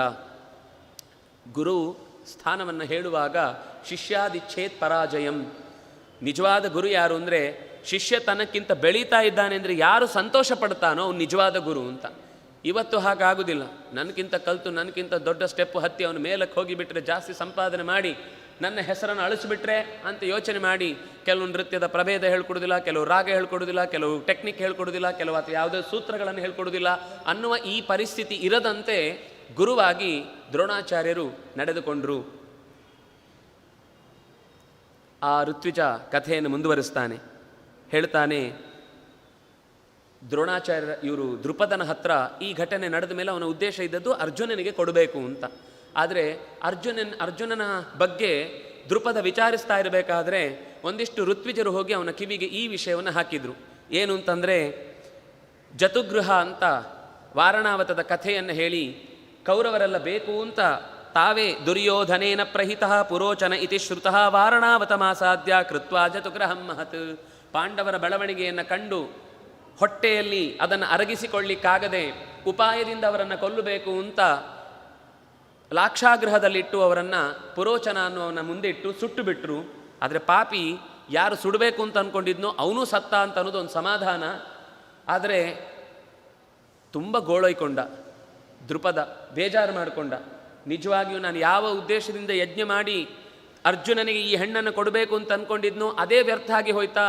ಹಾಗಾದರೆ ನಾನು ಯಾಜೋಪಯಾಜರನ್ನು ಮುಂದಿರಿಸಿಕೊಂಡು ಅಷ್ಟೆಲ್ಲ ದೊಡ್ಡವರನ್ನು ಸೇರಿಸಿಕೊಂಡು ಮಾಡಿದ ಋತ್ವಿಜರ ಮಾತಿಗೆ ಬೆಲೆನೇ ಇಲ್ಲ ಅಂತಾಯ್ತಾ ಅಂತೆಲ್ಲ ಬೇಸರಪಟ್ಟ. ಇನ್ನು ಜನ ಎಲ್ಲ ಏನು ಮಾತಾಡ್ಕೊಳ್ತಿದ್ದಾರೆ ಅಂತಂದರೆ, ಈ ಸುಮ್ಮನೆ ಎಷ್ಟು ಚಂದ ಇದೆ ಶಬ್ದ ನೋಡಿ. ಅಲ್ಪಶೋಕಃ ಪ್ರಹೃಷ್ಟಾತ್ಮ. ಒಳಗಿಂದ ದುಃಖ ಆಗಿಲ್ಲ, ಹೊರಗಿನಿಂದ ದುಃಖ ತೋರಿಸ್ತಾ ಇದ್ದಾನೆ. ದುರ್ಯೋಧನ ವಿದುರನಿಗೆ ಆರ್ಡರ್ ಮಾಡಿದ ಅಂತೆ. ಏನು? ಪಾಂಡವಾನಾಂ ಮಹಾಪ್ರಾಜ್ಞ ಕುರು ಪಿಂಡೋದಕ ಕ್ರಿಯಾಂ. ಪಾಪ ನಮ್ಮ ಒಡ ಹುಟ್ಟಿದವರೆಲ್ಲರೂ ಕೂಡ ಕಳ್ಕೊಂಡು ಬಿಟ್ಟೆ ಅಂತ ಜೋರಾಗಿ ಅತ್ತು ಇಡೀ ಊರಿನವರನ್ನೆಲ್ಲರನ್ನು ಕರೆದ. ತಾನೂ ಕೂಡ ಒಳಗಿನಿಂದ ನಗುತ್ತಾ ಹೊರಗಿನಿಂದ ಕಣ್ಣೀರು ಹಾಕ್ತಾ ತರ್ಪಣವನ್ನು ಕೊಟ್ಟ, ಪಿಂಡ ಪ್ರದಾನ ಮಾಡಿದ. ಕೃಷ್ಣನೂ ಬಂದಿದ್ದ ಅಲ್ಲಿಗೆ, ವಿದುರನೂ ಇದ್ದ, ಭೀಷ್ಮಾಚಾರ್ಯರು ಇದ್ದರು, ಎಲ್ಲರೂ ಕೆಲಸ ಮಾಡಿದ್ದಾರೆ. ಆದರೆ ಇಬ್ಬರಿಗೆ ಅದರ ಬಗ್ಗೆ ಡೌಟ್ ಇರಲಿಲ್ಲ. ಕೃಷ್ಣನೂ ಕೂಡ ಕಣ್ಣೀರಿಟ್ಟ. ಯಾಕೆ ಅಂದರೆ ಅವ್ರಿಗೆ ಸತ್ತಿಲ್ಲ ಅಂತ ಗೊತ್ತಿದ್ರು ಕಣ್ಣೀರಿಟ್ಟದ್ದು. ಯಾಕೆ ಅಂದರೆ ಇವನು ಕಣ್ಣೀರಿಡ್ತಾ ಇರೋದು ಇನ್ನೂ ಸ್ವಲ್ಪ ಹೊತ್ತು ಹೀಗೆ ನಾಟಕ ಮುಂದುವರಿಲಿ ಅಂತ. ಅವನು ಒಳಗಿಂದ ಸಂತೋಷ ಪಡ್ತಾ ಇದ್ದ, ಕೃಷ್ಣನೂ ಒಳಗಿಂದ ಸಂತೋಷ ಪಡ್ತಾ ಇದ್ದ, ಪಾಂಡವರು ಬದುಕಿದ್ದಾರೆ ಅಂತ. ವಿದುರನಿಗೆ ಗೊತ್ತಿತ್ತು, ಬಿಟ್ಟರೆ ಇನ್ಯಾರಿಗೂ ಗೊತ್ತಿರಲಿಲ್ಲ.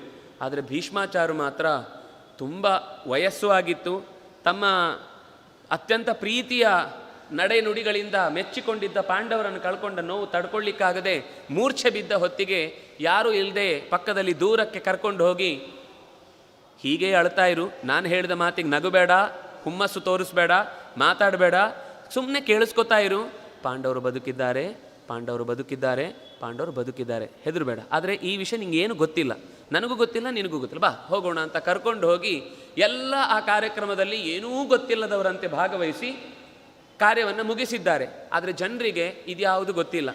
ಜನರಿಗೆ ಏನು ಅಂದರೆ ಪಾಪ ವಿದುರ, ಭೀಷ್ಮ ಇವರೂ ಪಾಪ ಸೇರಿಕೊಂಡು ಎಲ್ಲ ತರ್ಪಣವನ್ನು ಕೊಟ್ಟು ಬಿಟ್ಟಿದ್ದಾರೆ.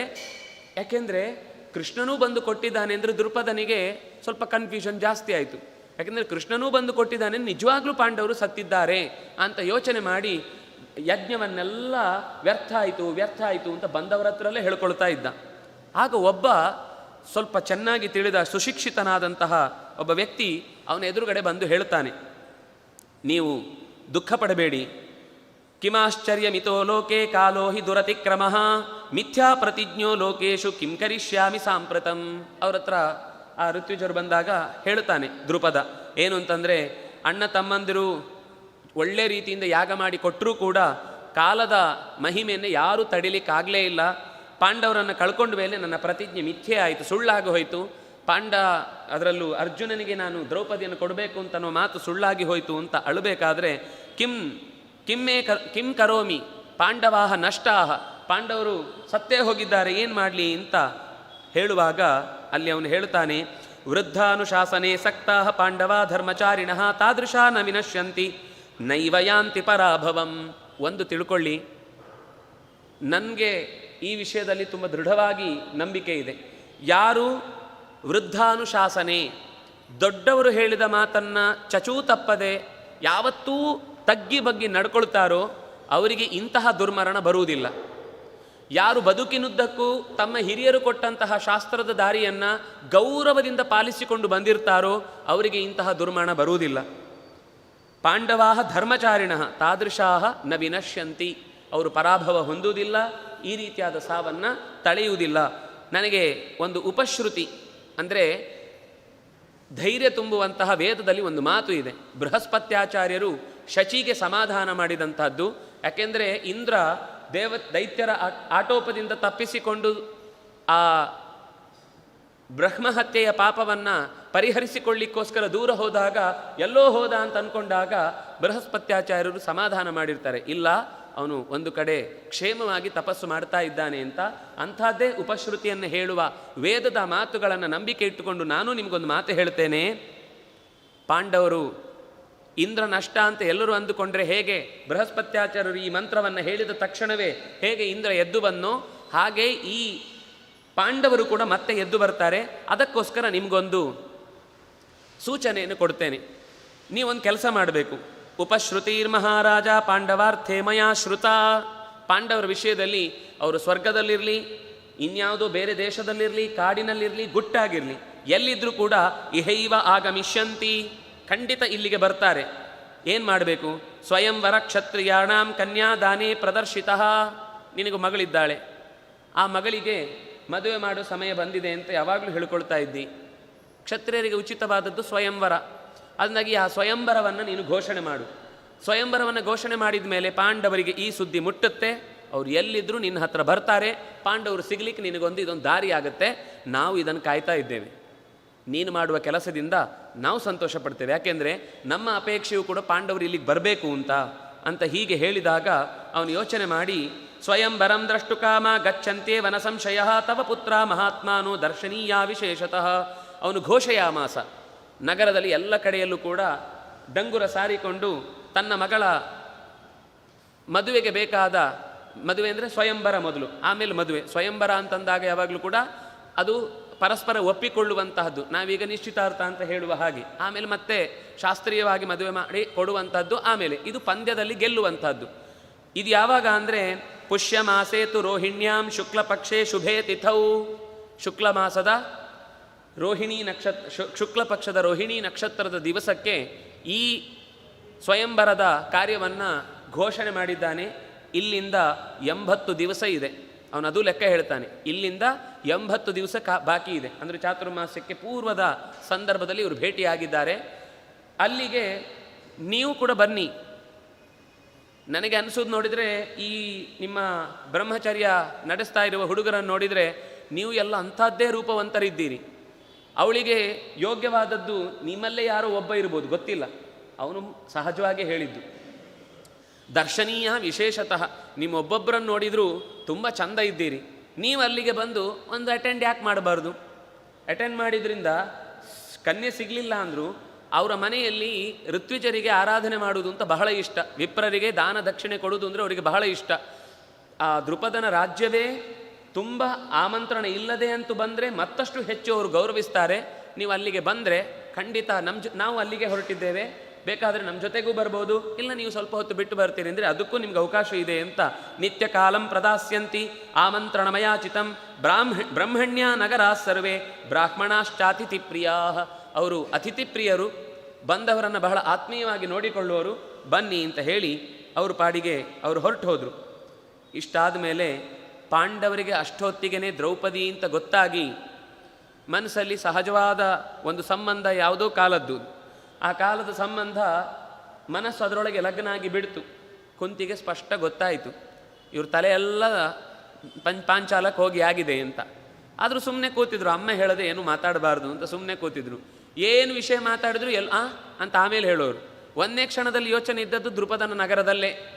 ಯೋಚನೆ ನೋಡಿದ್ಲಿ ಇವಳು, ಇವರು ಎಲ್ಲೂ ತಲೆಯಲ್ಲಿ ಅಲ್ಲೇ ಇದ್ದಾರೆ, ಸರಿ ಅಲ್ಲೇ ಹೋಗೋಣ ಅಂತ ಹೇಳಿ ಒಂದು ಮಾತು ಹೇಳ್ತಾಳೆ.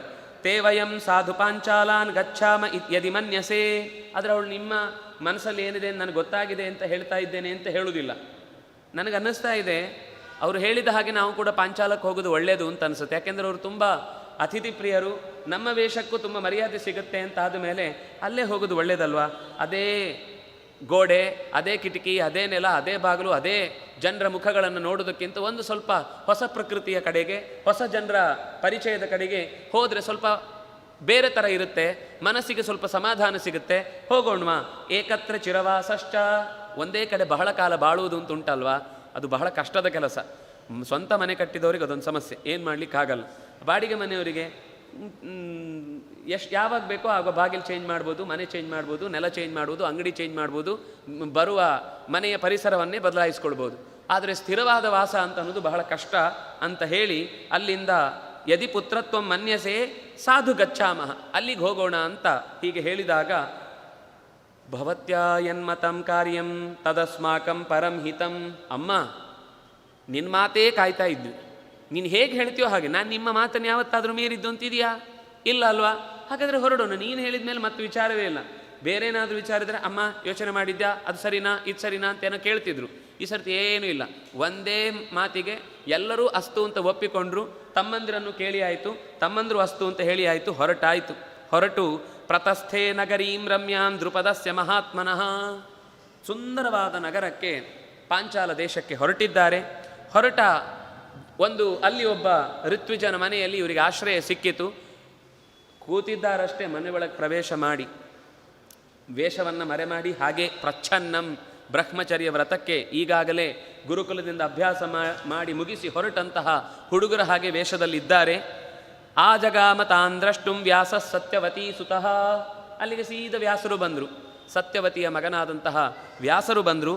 ವ್ಯಾಸರು ಬಂದು ಇವರಿಗೇನು ಅಂದರೆ ಬಂದರು ಅಂತ ಗೊತ್ತಾದಾಗ ಯಾವ್ಯಾವ ಸ್ಥಿತಿಯಲ್ಲಿದ್ದರೂ ಅಲ್ಲಲ್ಲಿಂದ ಹಾಗಾಗಿ ಎಲ್ಲ ಬಿಟ್ಟು ಎದ್ದು ನಿಂತ್ರಂತೆ. ಹೇಗೆ ಜೀವ ಹೊರಟು ಹೋಗುವಾಗ ಪ್ರಾಣ ಎಲ್ಲ ಅದರ ಜೊತೆಗೆ ಬರುತ್ತೋ ಹಾಗೆ ವೇದವ್ಯಾಸರು ಅಂತ ಅನ್ನೋದು ಜೀವೋ ವಿನಯಿತ ಸಾಕ್ಷಿ, ಎಲ್ಲರ ಜೀವ ಅವನು. ಹಾಗಾಗಿ ವೇದವ್ಯಾಸರು ಬಂದ ತಕ್ಷಣ ಎಲ್ಲ ಪಂಚಪ್ರಾಣಗಳು ಕೂಡ ಎದ್ದು ನಿಂತ ಹಾಗೆ ಪಾಂಡವರ ಐವರು ಕೂಡ ಎದ್ದು ನಿಂತು ಪ್ರಣಿಪತ್ಯಾಭಿವಾದ್ಯೈನಂ ತಸ್ತು ಪ್ರಾಂಜಲಯಸ್ತಥಾ. ಕೈ ಮುಗಿದು ಕಾಲಿಗಡ್ಡ ಬಿದ್ದು ನಿಮ್ಮಂತಹ ದೊಡ್ಡವರ ದರ್ಶನ ಆಗೋದು ಅಂತಂದರೆ ನಮಗೆ ಮುಂದೆ ಇನ್ನೂ ಏನೋ ಒಳ್ಳೆಯ ಸೂಚನೆಯನ್ನು ಕೊಡಲಿಕ್ಕೆ ನೀವು ಸಿಕ್ಕಿದ್ದೀರಿ ಅಂತ ಗೊತ್ತಾಯಿತು ಅಂತ ಹೇಳಿ ಅಪಿ ವಿಪ್ರೇಶು ಪೂಜಾರ್ಹೇಶು ನಹೀಯತೆ. ನಿಮ್ಮ ಕರ್ತವ್ಯವನ್ನು ಚೆನ್ನಾಗಿ ಮಾಡ್ತಾ ಇದ್ದೀರಲ್ವಾ, ಯಾವುದೇ ನಿಯಮಗಳನ್ನು ಮೀರ್ತಾ ಇಲ್ಲಲ್ವಾ. ಯಾರು ಜ್ಞಾನಿಗಳೋ ಅವರಲ್ಲಿ ಚೆನ್ನಾಗಿ ಗೌರವ ಇಡಬೇಕು. ಜ್ಞಾನಿಗಳನ್ನು, ಭಗವಂತನನ್ನು ಹೃದಯದಲ್ಲಿ ಇಟ್ಟುಕೊಂಡವನನ್ನು ಅವಮಾನ ಮಾಡಬಾರ್ದು. ಅವನಿಂದ ತಪ್ಪೇ ನಡೀಬಹುದು, ಆದರೆ ಅದನ್ನು ನಾವು ಚಿಕಿತ್ಸಕ ಬುದ್ಧಿಯಿಂದ ಚರ್ಚೆ ಮಾಡಿ ಪರಿಹರಿಸಿಕೊಳ್ಬೇಕು ಹೊರತು ಶತ್ರು ಮರೆಯಲ್ಲ ಅನ್ನೋ ಥರದ ದ್ವೇಷದಿಂದ ಮುಂದುವರಿಬಾರ್ದು. ಇದು ನಿಮ್ಮ ಜೀವನದ ಪ್ರಥಮ ಆದ್ಯ ಕರ್ತವ್ಯ ಅನ್ನುವ ಹಾಗೆ ನಡೆಸ್ಕೊಳ್ಬೇಕು. ಪೂಜಾರ್ಹೇಶು ಚ ನೈಹೀಯತೆ. ಇನ್ನು ಯಾರು ನಿಜವಾಗಿ ಅರ್ಹರಲ್ವೋ ಅವರನ್ನು ದೊಡ್ಡ ಸ್ಥಾನದಲ್ಲಿ ಇಡುವುದು ತಪ್ಪು, ಪೂಜಾರ್ಹರಾದವರನ್ನು ಕೆಳಕ್ಕೆ ಇಳಿಸುವುದು ತಪ್ಪು. ಇದನ್ನು ನೀವು ಚೆನ್ನಾಗಿ ನಡೆಸ್ತಾ ಇದ್ದೀರಲ್ವಾ ಅಂತ ಹೇಳಿ ಕೂತ ಮೇಲೆ ಏನು ಕಥೆ, ಬೇರೆ ಬೇರೆ ಇತಿಹಾಸಗಳನ್ನು, ಇಲ್ಲಿಂದ ಒಂದು ದೊಡ್ಡ ಕಥೆ ಶುರು ಮಾಡ್ತಾರೆ.